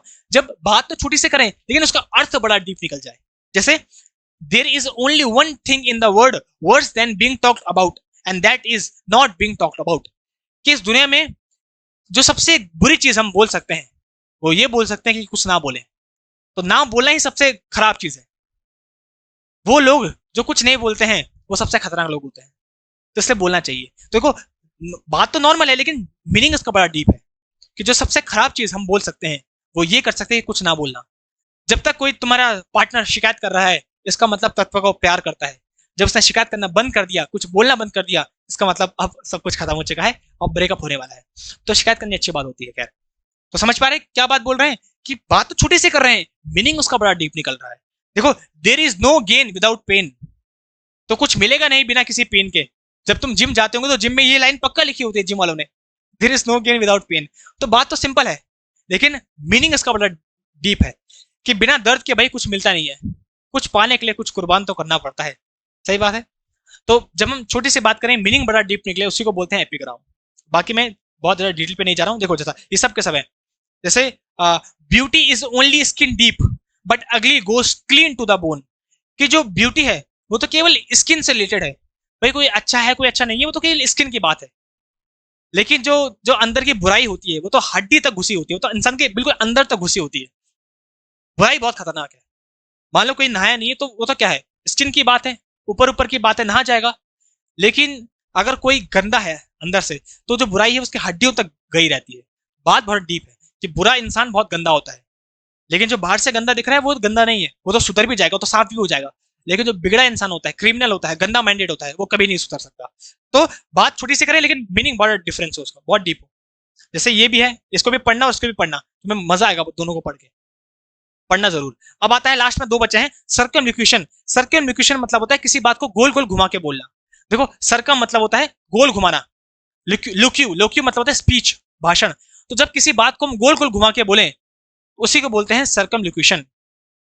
तुम्हारे ये वन वर्ड सब्स्टिट्यूशन में भी आता है, बीट अराउंड द बश हम ऐसे भी बोलते हैं, तो अवॉइड द मेन टॉपिक। तो तुम्हारे इडियम एंड फ्रेज भी है, वन वर्ड सब्स्टिट्यूशन भी है, सब जगह आता है। तो सर्कमलोक्यूशन मतलब होता है जब बातों को गोल गोल घुमा के बोलते हो, डायरेक्ट नहीं बोलते हो। कैसे? जैसे देखो हैरी पॉटर में तुमने देखा होगा जो हमारा विलन था वोल्डेमॉर्ट, तो तुम या तो वोल्डेमॉर्ट का नाम बोल दो या तो तुम डायरेक्ट बोल दो वोल्डेमॉर्ट, लेकिन नाम ना लेके उस मूवी में पता कैसे बोलते थे, he who must not be named, वो जिसका नाम नहीं लेना चाहिए। हम कौन आया? वो जिसका नाम नहीं लेना चाहिए। तो ऐसे बोल दो ना डायरेक्ट वोल्डेमॉर्ट आ गया, लेकिन नहीं वोल्डेमॉर्ट नहीं, वो जिसका नाम नहीं लेना चाहिए। तो जब बात को घुमा फिरा के बोलते हैं हम, मेन बात ये है, तो उसी को हम सर्कमलोक्यूशन बोलते हैं। जैसे मान लो तुम फेल हो गए और मम्मी बोले कि सुनो क्या रिजल्ट क्या है तेरा बता, तो तुम ये नहीं बोलोगे फेल हो गया मैं, तुम बात को घुमा फिरा के, मम्मी सुनो जो वो नहीं था अमन अमन भी फेल हो गया, और अच्छा और जो अभिषेक था जो आया था उस दिन वो भी फेल हो गया, और जो हमारे क्लास का टॉपर था ना भाई उसके भी इतने कम मार्क्स आ रखे हैं। तो मम्मी बोलेगी ये सब तू मुझे क्यों बता रहा है? तो तुम बोलोगे अरे मम्मी जब ये सब फेल हो गए इतनी मेहनत करके तो तुम्हारा बेटा कौन से कोई प्रधानमंत्री है वो भी फेल हो गया। तो तुमने बात को सीरियसली नहीं बोला, तुमने घुमा फिरा के बोला, ऐसे नहीं बोला मैं फेल हो गया, मम्मी वो भी फेल हो गया, वो भी फेल हो गया, और जो टॉपर था ना वो भी बड़ी मुश्किल से पास हुआ। इस बार बहुत, मैं पता है मम्मी इस बार ना बहुत ज्यादा खतरनाक मार्किंग हुई है, पेपर बहुत टफ आ गया। तो मम्मी बोलेगी भाई मैं क्या पूछ रही हूँ, तो पास हुआ कि नहीं हुआ? नहीं मम्मी जब पेपर ही टफ आ गया तो मैं कहाँ से पास होता। तो बात को घुमा फिरा के बोल रहे हो। जिससे तुम्हें कहीं घूमने जाना होता है और तुम मम्मी से डायरेक्ट नहीं बोल सकते घूमने जा रहा हूँ, तुम बोलोगे मम्मी, मम्मी हाँ मम्मी क्या क्या कर रही है, क्या बना रही है? अच्छा ये बना रही है, अच्छा तुमको पता है वो जो मेरा दोस्त नहीं है अभिषेक घूमने जा रहा है वो, और अच्छा मम्मी का अच्छा हाँ, और जो 5 दोस्त हैं सबके सब जा रहे हो घूमने, उनका अच्छा मैं भी चले जाऊँ।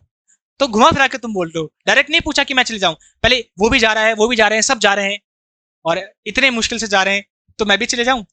तो मम्मी भी फिर घुमा फिरा के बोलती है, मम्मी भी मना नहीं करती है, मम्मी भी घुमा फिरा के हाँ ठीक है जा ले पर पापा से पूछना एक बार। पापा बोलते हैं मम्मी से पूछे ना, तो तुम बोलते हो नहीं मना करना था डायरेक्ट करते, मैंने भी घुमा फिरा के बोला मम्मी ने भी घुमा फिरा के मना कर दिया, तो ऐसे होता है। तो सर्कमलोक्यूशन इसी को बोलते हैं। देखो जैसे नेक्स्ट एग्जांपल, जैसे कोई कहे I wouldn't mind having something to eat at the moment. अगर कोई बोले भाई इस इस मोमेंट पे तो मुझे कुछ भी दे देगा ना भाई मैं कुछ भी खा लूंगा, तो क्या बोल रहा है, घुमा फिरा के बात कर रहा है। उसका मतलब क्या है, मैं हंगरी हूँ, तो तुम डायरेक्ट बोलना कि मैं हंगरी हूँ। तुम अगर ऐसे बोलोगे भाई इस वक्त तो तुम मुझे कुछ भी दे देना भाई मैं कुछ भी खा दूंगा भाई, तेरे घर पे ये है तेरे घर पे वो है, सुन तूने ये बना रखा है ये बना रखा है, अरे डायरेक्ट बोलो कि भाई मैं भूखा हूँ। जैसे मम्मी को हम किचन में जाते हैं, मम्मी घी है, मम्मी रोटी है, मम्मी ब्रेड है, मम्मी अंडे है, मम्मी ये है मम्मी वो है, मम्मी बोलेगी क्यों पूछ रहे हैं, मम्मी खाना बन गया क्यों पूछ रहे हैं, क्योंकि मम्मी भूख लगी है। तो हम डायरेक्ट नहीं बोल रहे हैं, घुमा फिरा के बात को बोल रहे हैं, इसी को बोलते हैं सर्कमलोक्यूशन। डायरेक्ट ना बोलना, घुमा फिरा के बात करना, सही है। चलो अब लास्ट जो है वो है अंडर स्टेटमेंट। अंडर स्टेटमेंट को अंडर अंडर का मतलब ही है नीचे, स्टेटमेंट का मतलब कथन। तो जब हम किसी कथन को डाउन करके बोलते हैं तो उसी को अंडर स्टेटमेंट कहते हैं। ये अपोजिट है हाइपरबली का, देखो ये अपोजिट है हाइपरबली। हाइपरबली मतलब होता है किसी बात को बड़ा चढ़ा के बोलना, बात नॉर्मल है और बड़ा चढ़ा के बोल देना, तो उसको बोलते हैं हाइपरबली। और इसका अपोजिट क्या है, अंडर स्टेटमेंट। कोई बात बहुत सीरियस है या कोई बात बहुत बड़ी है उसको बहुत छोटा करके बोल देना, तो अंडर स्टेटमेंट। सिंपल, किसी बात को छोटी थी बड़ा बड़ा चढ़ा के बोल देना तो हाइपरबली, और कोई बहुत बड़ी बात है उसको बहुत छोटे तरीके से बोल देना तो उसको बोलते हैं अंडर स्टेटमेंट। अपोजिट है दोनों के दोनों, सिंपल है, नाम से पता चल रहा है। कोई बहुत बड़ी बात है उसको बहुत छोटा करके बोल देना। तुम्हारे लिए मैंने लिखी भी है एग्जाम्पल, आराम से पढ़ के तुम्हें सब समझ पा जाएगा। देखो जरा, जैसे मान लो बहुत ज्यादा ठंड है, बहुत बहुत ज्यादा ठंड है, और बहुत ठंड है और तुम क्या बोल रहे हो, बिट चिली, मतलब थोड़ी सी ठंड है। तो ठंड बहुत ज्यादा है और तुम बोल रहे हो थोड़ी सी ठंड है, क्या है? तो तुम बहुत बड़ी बात को छोटा करके बोल रहे हो। तो जो ये ना बिट चिली, ये तुम्हारा हो गया फिर अंडर स्टेटमेंट। बहुत ज्यादा ठंड है ब्लिजर्ड मतलब होता है बहुत ठंड होना, और तुम बोल रहे हो थोड़ी सी ठंड है। नेक्स्ट, मान लो एक डिवास्टेटिंग स्टॉर्म आ रहा है, खतरनाक तूफान आ रहा है, और तुम उसको क्या बोल रहे हो, अ बिट ब्रीजी, अरे हल्की सी हवा चल रही है बस, अरे हल्की सी हवा चल रही है। तो इतना बड़ा स्टॉर्म आ रहा है और तुम बोल रहे हो हल्की सी हवा चल रही है। जैसे मान लो किसी के करोड़ों रुपए डूब गए और कोई बोलेगा अरे 2 रुपए का नुकसान हुआ है बस, तुम बोलोगे अरे भाई इतना बड़े करोड़ों का नुकसान हो गया और तू बोल रहा है 2 रुपए का नुकसान हुआ। तो उसने क्या कर दिया, बात की वैल्यू को नीचे कर दिया, मतलब अंडरस्टेटमेंट कर दिया, उसकी वैल्यू को घटा दिया। जैसे मान लो कोई वर्ल्ड क्लास शेफ है, जो खाना बनाते हैं शेफ वर्ल्ड क्लास है, बहुत खतरनाक शेफ है, और तुम उसको क्या बोल रहे हो, नॉट बैड एट कुकिंग, मतलब भाई बुरा नहीं बनाता, अच्छा बनाता है। तो तुम कितना लो कर दिया तुमने उसकी वैल्यू को। तुम बोल रहे हाँ भाई बुरा नहीं बनाता, खाना अच्छा बनाता है। तो देखो, और अगर तुम बोलो अरे भाई बहुत अच्छा बनाता है तो हाइपरबोली, और तुम बोलो अरे ठीक ही बनाता है बेकार नहीं बनाता, तो अंडरस्टेटमेंट। वर्ल्ड क्लास शेफ को तुमने ऐसे बोल दिया। अच्छा नेक्स्ट है, जैसे मान लो तुम्हारे को बहुत खतरनाक प्रॉब्लम हो गई, ऐसे प्रॉब्लम जो डिजास्टर्स हो, खतरनाक प्रॉब्लम, और तुमने बोला अरे स्लाइट प्रॉब्लम, अरे छोटी मोटी प्रॉब्लम है। प्रॉब्लम बहुत बड़ी है और छोटी मोटी प्रॉब्लम है। तो किसी बात की जब तुम वैल्यू को नीचे गिरा देते हो, बहुत नॉर्मल वे में बोल देते हो कि बहुत बड़ी बात को, तो उसी को बोलते हैं अंडरस्टेटमेंट। देखो जैसे मान लो तुम कहीं जेल चले गए किसी गलती के लिए, और इतनी बड़ी गलती होती तभी जेल जाते हैं, और तुम बोल रहे थोड़ी छोटी मोटी मिस्टेक हो गई थी यार, माइनर मिस्टेक हो गई थी, छोटी मोटी मिस्टेक हो गई थी तो इसलिए जेल में हो। तो जेल में हो भाई, इतनी बड़ी मिस्टेक कर दी और तुम बोल रहे हो छोटी मोटी है गलती। तो जब किसी बड़ी बात को छोटा करके बोल दो तो अंडरस्टेटमेंट, और किसी छोटी बात को बड़ा करके बोल दो तो उसको बोलते हैं हाइपरबोली। तो ये थे हमारे सारे के सारे तुम्हारे 10 के 10 सॉरी 20 की 20 मैंने कंप्लीट करवा दिए। देखो जरा हमने कहां तक किए हैं, ये तुम्हारे 20 थे फिगर ऑफ स्पीच, जो कि मैंने बिल्कुल कंप्लीट करवा चुके हैं। और तुम्हें एक बार बता रहा हूं, अब बताओ कैसी क्लास आज की लगी। और प्रैक्टिस भी है, अभी क्लास एंड नहीं हुई है, अभी तो भैया प्रैक्टिस भी करेंगे, जल्दी जल्दी करते हैं। सारे के सारे क्वेश्चन तुम्हारे लिए हैं, जल्दी जल्दी प्रैक्टिस भी करेंगे। भाई मैंने बोल रहा है पूरा का पूरा पेड कोर्स है, तो तुम्हारे लेके आ गया हूँ भाई, पेड कोर्स है पूरा। बताओ आया मजा, आ रहा है मजा है? तो बोले हाँ सर भाई मजा आ रहा है सर, आज तो मजा ही आ गया कुछ। चलो नेक्स्ट, अब जरा बढ़ते हैं, क्वेश्चंस करते हैं जल्दी से। ये सारे के सारे क्वेश्चन देखो अभी करते हैं, यहां तक हमने पूरा कर लिया, अब क्वेश्चंस करते हैं जल्दी। Winner never quit and quitters never win. जो विनर होते हैं वो कभी क्विट नहीं करते, जो क्विट करते हैं वो कभी विन नहीं कर सकते, जीत नहीं सकते। तो देखो एपिग्राम है, बात तो छोटी सी है लेकिन मीनिंग उसका बहुत डीप है। बात छोटी सी है, मीनिंग बड़ा डीप है कि भाई जो विनर्स होते हैं वो कभी क्विट नहीं करते और क्विटर कभी जीतते नहीं है। देखो मेटाफर तो है नहीं, कंपैरिजन तो कर नहीं रहे, सिमिली कंपैरिजन तो कर नहीं रहे, और विडंबना तो लाइफ की बता नहीं रहे, तो ये तीनों तो हो नहीं सकते हैं। एपिग्राम, बात छोटी है, मीनिंग बहुत डीप है। Next, you are the sunshine of my life, तुम मेरी लाइफ का सनशाइन हो। तो तुम्हारा कंपैरिजन किससे कर रहा हूं, सनशाइन, जिसे सूरज की रोशनी दिल को गार्डन गार्डन कर देती है, फूल खुश हो जाते हैं, फूल पेड़ पौधे। तो वैसे तुमको तुम्हारा कंपैरिजन सनशाइन से कर रहा हूं। और मैं ये नहीं बोल रहा हूं यू आर लाइक सनशाइन, मैं बोल रहा हूं यू आर द सनशाइन, तुम सनशाइन हो। तो इसको बोलते हैं मेटाफर, जब कंपैरिजन करें और डायरेक्ट कंपैरिजन करें। और अगर हम एज लाइक का यूज करते तो सिमिली होता, अगर किसी नॉन लिविंग थिंग को लिविंग की तरह दिखाते तो पर्सोनिफिकेशन होता, और अगर बड़ा चढ़ा के बोलते तो हाइपरबोले होता। Next, necessity is the mother of invention. जो नेसेसिटी है, जो जरूरत है, जरूरत ही किसी आवश्यकता की माँ है। जब किसी चीज की आवश्यकता पड़ती है तभी तो हम किसी चीज का निर्माण करते हैं। तो देखो नेसेसिटी जो है हमने बोल दिया वो मदर है इन्वेंशन की, तो माँ है। तो नेसेसिटी को हमने इंसान की तरह दिखा दिया कि नेसेसिटी ही माँ है इन्वेंशन की। तो नेसेसिटी माँ हो सकती है, जरूरत माँ तो नहीं है, लेकिन उसको माँ की तरह दिखा रहे हैं, तो इंसान की तरह दिखा रहे हैं, तो इसी को बोलते हैं पर्सोनिफिकेशन, मानवीकरण कर दिया कि जो नेसेसिटी है, जरूरत है, वो माँ है किसी भी आविष्कार की। तो पर्सोनिफिकेशन कर दिया, माँ को दिखा दिया, माँ की तरह दिखा दिया। The Titanic was said to be unsinkable but sunk on its very first voyage. Voyage मतलब होता है यात्रा। तो हम बोल रहे हैं टाइटैनिक को बनाया था कि वो कभी नहीं डूबेगा, लेकिन पहली यात्रा में डूब गया। तो विडंबना बता रहे हैं, आयरनी बता रहे हैं कि इतना बड़ा जो टाइटैनिक था, जो जिसको कोई बोला था कि भाई वो डूब ही नहीं सकता कभी, ऐसा जहाज बनाया है कि जो कभी डूब नहीं सकता, लेकिन विडंबना देखो पहली यात्रा में डूब गया। वो हमेशा बोलता था पॉलिटिशियन कभी नहीं बनूंगा, सबसे खराब पॉलिटिशियन होते हैं, और आज देखो पॉलिटिशियन ही है। तो आयरनी बता रहे हैं, विडंबना बता रहे हैं। पैराडॉक्स नहीं है, पैराडॉक्स क्या है, पैराडॉक्स तो विरोधाभासी बातें होती है कि वो गरीब है बहुत ज्यादा लेकिन उसके पास करोड़ों रुपए हैं। तो ये विरोधाभासी बातें हैं, विरोध है आपस में, गरीब भी है और करोड़ों रुपए भी है, तो विरोधाभासी नहीं है इस पे। पैराडॉक्स कोई विरोधाभासी बात ही नहीं हो रही है। हम बोल रहे हैं कि टाइटैनिक को बोला गया था कि डूबेगा नहीं, बोला गया था, लेकिन देखो पहले ही डूब गया वो। तो ये आयरनी है, विडंबना बता रहे हैं, कोई अपोजिट विरोधाभासी बातें थोड़े है कि जो पॉसिबल नहीं हो सकती है। The trees are dancing together with the wind, हवा के साथ पेड़ पौधे खेल रहे हैं। तो पेड़ पौधे खेल रहे हैं और डांस कर रहे हैं, तो डांस तो लिविंग इंसान करते हैं, पेड़ पौधों को भी हम लिविंग की तरह दिखा रहे हैं, इसका मतलब ये भी कैसा हमारा पर्सोनिफिकेशन है। समझ पाए सबको? पर्सोनिफिकेशन, जब किसी नॉन लिविंग को लिविंग की तरह दिखाते हैं। He said it was just a small scratch referring to a large dent, मतलब इतना बड़ा गाड़ी में डेंट पड़ गया, गाड़ी इतनी ज्यादा ठुक गई, और वो बोल रहा है केवल एक छोटा सा स्क्रैच था, बस छोटा सा स्क्रैच। तो इतनी बड़ी बात को उसने छोटा सा बोल दिया। जैसे पापा की गाड़ी मान लो तुम ले गए और गाड़ी बिल्कुल ठुक गई बिल्कुल, और तुम बोले अरे पापा कुछ नहीं, बस थोड़ा सा स्क्रैच पड़ा है। इतना बड़ा डेंट और छोटा सा, तो उसको क्या कर दिया तुमने? अंडर स्टेटमेंट कर दिया, इतनी बड़ी बात को छोटे तरीके से बोल दिया, simple. Next, my mother is like a star, जहां पे मदर का कंपेरिजन स्टार से कर रहे हो और लाइक का यूज कर रहे हो, लाइक का, तो लाइक का यूज कहां पे होता है? सिमिली पे भी होता है। अब ज्यादा डिस्क्राइब करने की जरूरत नहीं है, सबका सब एक्सपर्ट बन चुके हैं। जब किसी का कंपेरिजन किसी चीज से हो और लाइक और एस का यूज करें तो simile. Every calendar's days are numbered, जितने भी कैलेंडर के दिन होते हैं वो नंबर्ड होते हैं। तो देखो यही तो है हमारा पन, पन का मतलब फन, हम शब्दों के साथ खेल रहे हैं। दो मीनिंग है इस नंबर के, दो मीनिंग। एक तो हम क्या बोल रहे हैं, कैलेंडर के जितने भी दिन होते हैं वो नंबर में होते हैं, मतलब 1 2 3 4 30 तारीख नंबर में तो लिखी जाती है। और दूसरा क्या बोल रहे हैं कि जितने भी कैलेंडर के दिन है वो नंबर्ड है, मतलब सबके सब गिनती में भाई, एक दिन सबके सब चले जाएंगे, खत्म हो जाएंगे। तो दो मीनिंग हो रहे हैं इसके नंबर्ड के। कैसे? एक तो सबके सब जो कैलेंडर के दिन है वो नंबर में लिखे जाते हैं, 1 2 3 4 30 तारीख तक, 31 30। और एक इसका मतलब है कि जितने भी दिन होते हैं भाई, एक दिन सब दिनों ने खत्म हो जाना है, सब ने एंड हो जाना है, सब नंबर्ड है। तो दो मीनिंग हो रहे हैं, इसका मतलब ये पन है। पन मतलब जब एक शब्द के दो मीनिंग निकले। Father Antony cried a river of tears, इतना रोए कि उन्होंने आंसुओं की नदियां भर गई, तो आंसुओं की नदियां भर गई, तो इसका मतलब हम बात को बड़ा चढ़ा के बोल रहे थे हाइपरबली। भाई वो इतना रोया कि उसने नदियां भर दी आंसुओं की, तो हाइपरबली, इसको बोलते हैं hyperbole. Camel is considered the ship of desert, तो हम देखो कंपैरिजन कर रहे हैं, कैमल ऊंट को क्या दिखा रहे हैं? डेजर्ट का जहाज दिखा रहे हैं, डेजर्ट का जहाज। और क्या मैंने लाइक और एस का यूज किया है इसमें? लाइक और एस का यूज नहीं किया। अगर मैं ऐसे बोलता camel is like the ship of desert, तब तो सिमिली होता। मैं लाइक का यूज नहीं कर रहा हूं, मैं ये नहीं बोल रहा हूं कि कैमल शिप की तरह है, मैं बोल रहा हूं कैमल शिप है डेजर्ट का, तो इसका मतलब direct comparison, metaphor, direct comparison कर रहा हूं, मेटाफर कर रहा हूं।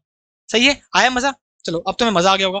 नेक्स्ट अब बताना है तुम्हें इनमें से सिमिली कौन सा है। सिमिली क्या होता है? जिसमें एज लाइक और सो होता है, और सो और लाइक एज इसी में है। एज कुकुम्बर, भाई वो जो हमारा टीम का कैप्टन है वो कुकुम्बर की तरह कूल रहता है, जैसे एमएसडी है हमारे धोनी, कुकुम्बर की तरह कूल रहते हैं, तो जिसमें एज लाइक का यूज होता है वही हमारा सिमिली होता है। देखो आराम से कर दोगे, अब तो दिक्कत ही नहीं है। Next, she is the apple of my eye, वो मेरी आंखों का तारा है। She is the apple of my eye, वो मेरी आंखों का तारा है।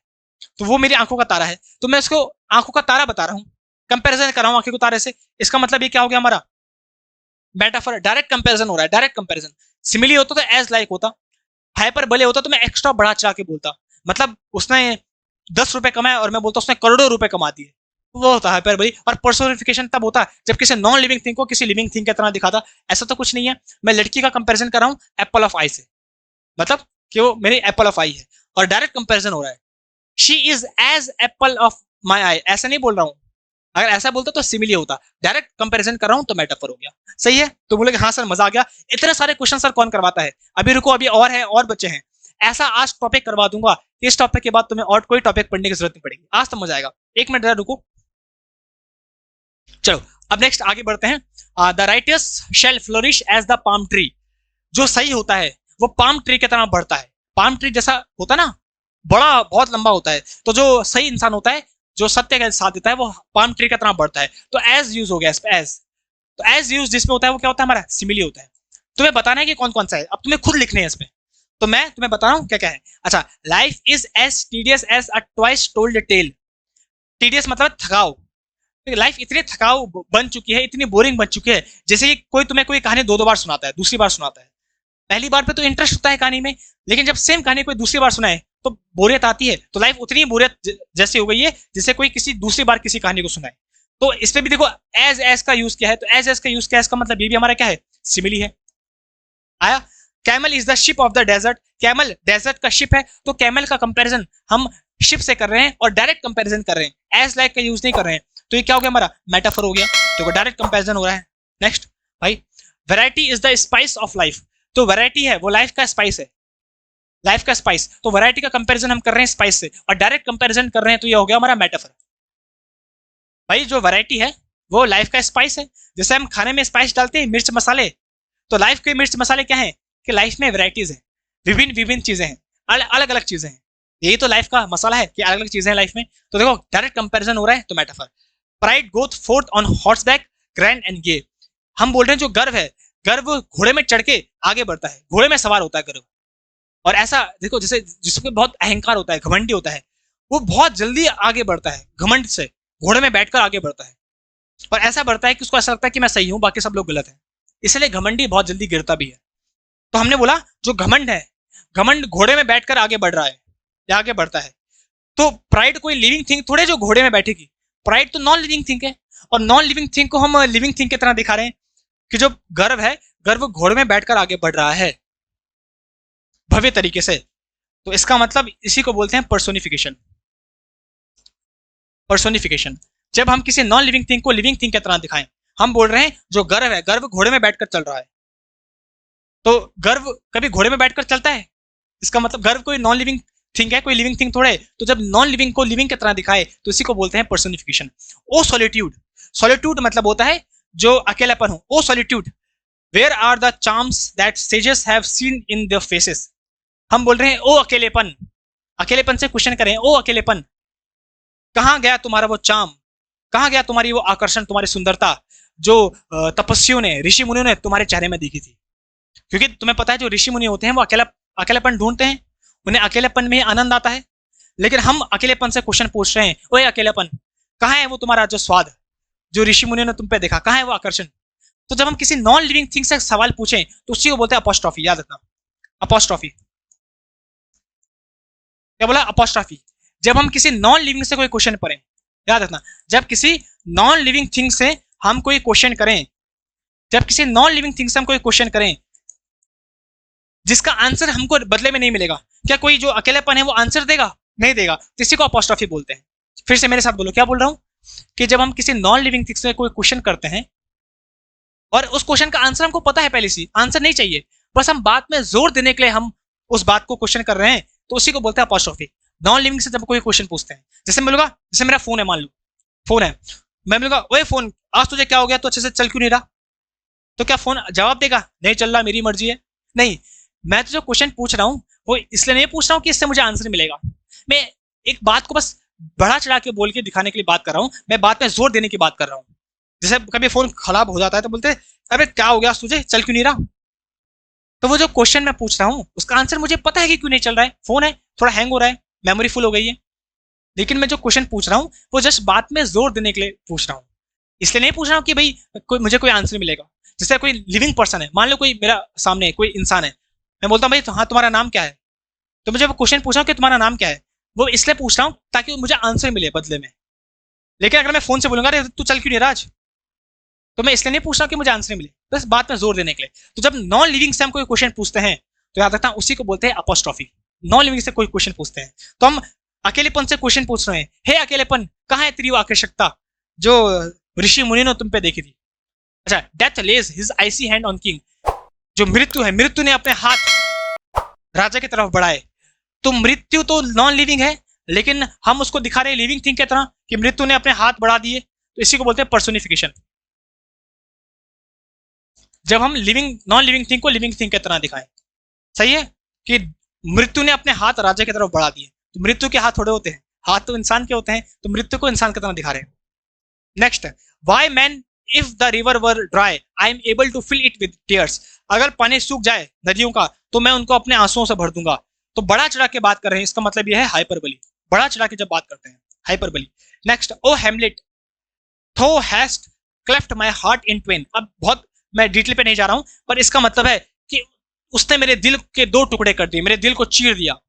तो देखो ये भी बड़ा चढ़ा के बोल रहे हैं, तो ये भी हाइपरबली है कि उसने मेरे दिल को दो टुकड़ों में चीर दिया।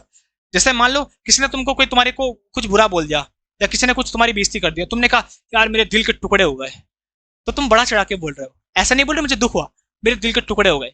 दिल के टुकड़े होते हैं नहीं होते ना, लेकिन तुम बड़ा चढ़ा के बोल रहे हो। तो हाइपरबली इसको बोलते हैं कि मेरे दिल के दो टुकड़े हो गए हैं। तो हाइपरबली बड़ा चढ़ा के बोल रहे हो कि भाई मैं तो अपने आंसुओं से नदियां भर दूंगा, बड़ा चढ़ा के बोल रहे हो ऐसा। Next, man proposes God disposes, कि आदमी बनाता है और भगवान बिगाड़ता है। मतलब आदमी चाहे जितना भी जो चाहे, लेकिन होता वही है जो मंजूर खुदा होता है। तो मैन प्रपोजेस, गॉड डिस्पोजेस, तो इसी को बोलते हैं एंटीथीसिस। एंटीथीसिस कि देखो आदमी बनाता है और जो सृष्टि होती है भगवान वो बिगाड़ता है। तो दोनों की दोनों अलग अलग बातें हैं, लेकिन विरोधाभासी नहीं है, अलग अलग बातें हैं। विरोधाभासी होती तो फिर वो हमारा होता पैराडॉक्स, लेकिन दोनों अलग अलग बातें हैं कि आदमी बनाता है और भगवान बिगाड़ता है उसको, मतलब सृष्टि उसको बिगाड़ती है या जो परिस्थितियां होती है वो उसको बिगाड़ती है। तो दोनों अलग अलग बातें हैं, तो अलग अलग हैं, तो एंटीथीसिस है।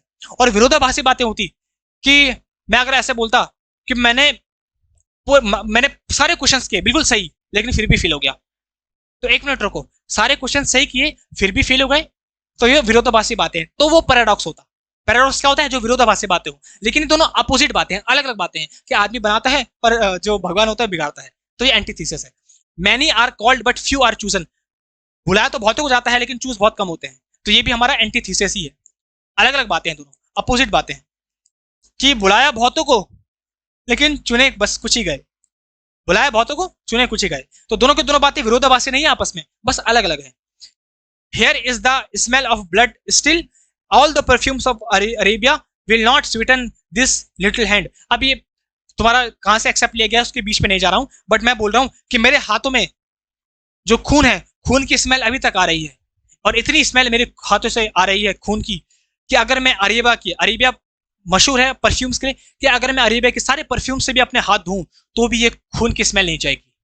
तो मैं बात को बढ़ा चढ़ा के बोल रहा हूं, तो इसी को बोलते हैं हाइपरबोली, बात को बढ़ा चढ़ा के। अभी कहां से लिया गया है, किसने लिया गया है, वो उस पर मैं नहीं जा रहा हूं। भाई देखो खून की स्मेल कहां होती है? कुछ भी नहीं होती है। मान लो किसी के हाथ खून से रंगे हैं और अपने हाथ को धो दे तो हाथ धुल जाते हैं, स्मेल भी नहीं आती है। लेकिन बात को बढ़ाना चढ़ाने के तरीका है कि भाई मेरे हाथ पे ऐसे खून लगा है कि मैं सारे जितने भी अरेबिया में परफ्यूम है उनसे भी धो दूं तो भी ये खून की स्मेल नहीं जाएगी। तो बात को बढ़ा चढ़ा के बता रहे हैं कि मैंने इतने पाप किया है कि अगर वो दुनिया के सारे पाप भी एक कर दिया जाए तो भी इससे बड़ा होगा, तो बड़ा चढ़ा के बोल रहे हैं। Next, the thief was as sly as fox, तो फॉक्स कितना स्लाई है, थीफ मतलब चालाक है फॉक्स कितना, तो एज का कंपैरिजन करते हैं तो सिमिली होता है। Next, upon explanation the concept was clear as crystal to Rahul, concept इतना क्लियर हो गया जितना कि क्लिस्टर होता है, तो एज तो ये भी हमारा सिमिली है। जब एज लाइक का यूज होता है तो simile. The soldier jump on the enemy like a hungry lion, तो लाइक का यूज होगा तो ये भी सिमिली है। अगर मैं बोलता कि लॉयन है, वो लॉयन है तो मेटाफर, और लाइक अ लॉयन तो simile. Next, sausage tested awfully good, तो ऑफुली गुड देखो दोनों के दोनों अलग अलग वर्ड हैं, गुड मतलब अच्छा, ऑफुल मतलब जो भद्दा हो, तो दोनों के दोनों अपोजिट वर्ड हैं, तो ऑक्सीमोरन, इसी को बोलते हैं ऑक्सीमोरन, जब दोनों के दोनों अपोजिट होते हैं, वर्ड अपोजिट होते हैं, और जब दो बातें अपोजिट हो तो वो paradox. Next, the dentist had a severe toothache, dentist क्या होता है? जो दांतों का दर्द ठीक करता है, और डेंटिस्ट की दांतों में ही दर्द हो गया है, तो ये हमारा हो गया आयरनी। ये विडंबना देखो कि जो दांतों का दर्द ठीक करता है उसके खुद के दांत में दर्द हो गया, तो ये हो गया हमारी आयरनी कि जो दूसरे के दांतों का दर्द ठीक करता है उसके खुद के दांत में दर्द हो गया। Next, mister Sharma thought the sweets were calling him, mister Sharma ने सोचा कि मिठाइयां उसको उन्हें बुला रही थी, तो मिठाइयां बुलाती है कभी या असली इंसान बुलाता है? तुम बोलोगे सर इंसान बुलाता है, तो मिठाइयों को हम असली इंसान की तरह दिखाने हैं कि मिठाइयां बुला रही थी, मिठाइयां बुलाती थोड़े है, तो इसका मतलब जब किसी नॉन लिविंग थिंग को लिविंग की तरह दिखाते हैं तो उसी को बोलते हैं पर्सोनिफिकेशन। जब किसी नॉन लिविंग थिंग को लिविंग थिंग की तरह दिखाते हैं कि उन्हें ऐसा सोचा कि मिठाइयां उन्हें बुला रही है, तो मिठाइयां थोड़ा बुलाती है। It seemed that the sky was going to cry the entire night, ऐसा लग रहा था कि आसमान पूरी रात भर रो रहा था। जैसे मान लो पूरी रात भर बारिश हो रही है तो हम बोल रहे हैं ऐसा लग रहा था कि आसमान पूरी रात भर रो रहा था, तो आसमान रोता है कि असली इंसान रोता है? असली इंसान रोता है, तो हमने आसमान को असली इंसान की तरह दिखा दिया, तो ये भी हमारा पर्सोनिफिकेशन है, मतलब मानवीकरण कर दिया हमने। भाई स्काई को लिविंग थिंग की तरह दिखा दिया, स्काई कहाँ रोता है? I would forgive you when pigs fly, मैं तुम्हें तब माफ करूंगा जब जितने सुअर हैं वो उड़ने लग जाएं। तो बातों को बढ़ा चढ़ा के बोल रहे हैं, तो इसी को क्योंकि जब बातों को बढ़ा चढ़ा के बोलते हैं जिसको हाइपरबली बोलते हैं, हाइपरबली बातों को बढ़ा चढ़ा के बोल रहे हैं। कैसे? कि मैं तुझे माफ तो कर दूंगा लेकिन तब करूंगा जब सारे के सारे पिग्स उड़ने लग जाएंगे। मैं ये भी तो बोल सकता था कि मैं तुझे माफ करूंगा लेकिन थोड़ा डिफिकल्ट है माफ करना, लेकिन नहीं, मैं तुम्हें तब माफ करूंगा जब सारे उड़ने लग जाएंगे। तो बातों को बढ़ा चढ़ा के बोल रहे हैं। हम नॉर्मली ये भी कह सकते हैं कि माफ करना बड़ा मुश्किल है, लेकिन नहीं, मुश्किल नहीं, इम्पॉसिबल। जब उड़ेंगे तब माफ करूंगा, तो ना कभी उड़ेंगे ना कभी माफ करूंगा। तो बात को बढ़ा चढ़ा के hyperbole. Sheena was as proud as a peacock, तो उसको इतना प्राउड है जितना कि एक मोर को अपने पे प्राउड होता है। मोर को भी तो घमंड होता है जब नाचता है कि मेरे से सुंदर कोई नहीं है। तो एज का जब होता है यूज तो उसको बोलते हैं सिमिली। सही है, 2-3 क्वेश्चन और हैं बस, लास्ट के कुछ क्वेश्चन, बस ये लास्ट के हैं, इनको भी करते हैं। देखो, what a piece of work is man, क्या पीस ऑफ वर्क है मैन, तो लास्ट में एक्सक्लेमेटरी साइन है, एक्सक्लेमेटरी तो उसको बोलते हैं exclamation, exclamation, figure of speech इसकी है एक्सक्लेमेशन। हालांकि तुम्हारे एग्जाम में बहुत आता नहीं है, लेकिन पहचानना बहुत इजी है। जब हम सरप्राइज हो जाते हैं किसी बात को लेके हम सरप्राइज हो जाएं, जब सरप्राइज का एलिमेंट मिले और लास्ट में तुम्हें एक्सक्लेमेटरी साइन भी दिखे, तो उसी को बोलते हैं एक्सक्लेमेशन, फिगर ऑफ स्पीच है इसकी। What a piece of work man, क्या भाई क्या काम है, क्या काम किया तुमने, वाह क्या काम किया है, तो चौंक रहे हैं भाई क्या काम है, तो एक्सक्लेमेशन का साइन भी है, तो ये कैसा है, एक्सक्लेमेशन है, फिगर ऑफ स्पीच इसकी, तो बताने की जरूरत नहीं है, सिंपल है। तो death touch Miss David with its icy finger, तो मौत ने मिस डेविड को छुआ अपने ठंडे हाथों से, तो मौत ने छुआ, तो मौत छू सकती है कभी, नहीं छू सकती, तो मौत को हम किसके तरह दिखा रहे हैं, इंसान की तरह दिखा रहे हैं, तो पर्सोनिफिकेशन।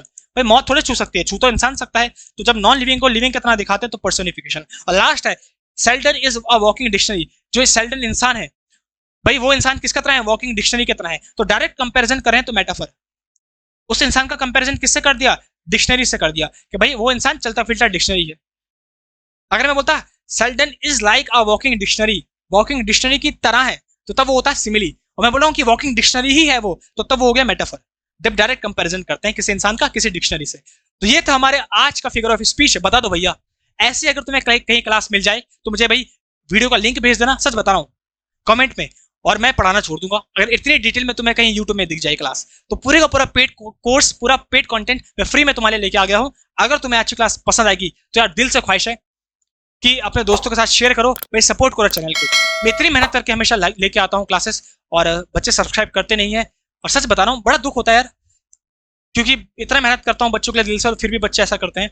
तो प्लीज यार सब्सक्राइबर को बढ़ाओ, और तुम्हारा ही सपोर्ट चाहिए, सपोर्ट करो, अपने दोस्तों के साथ हर जगह शेयर करो, स्टेटस वगैरह में लगाओ।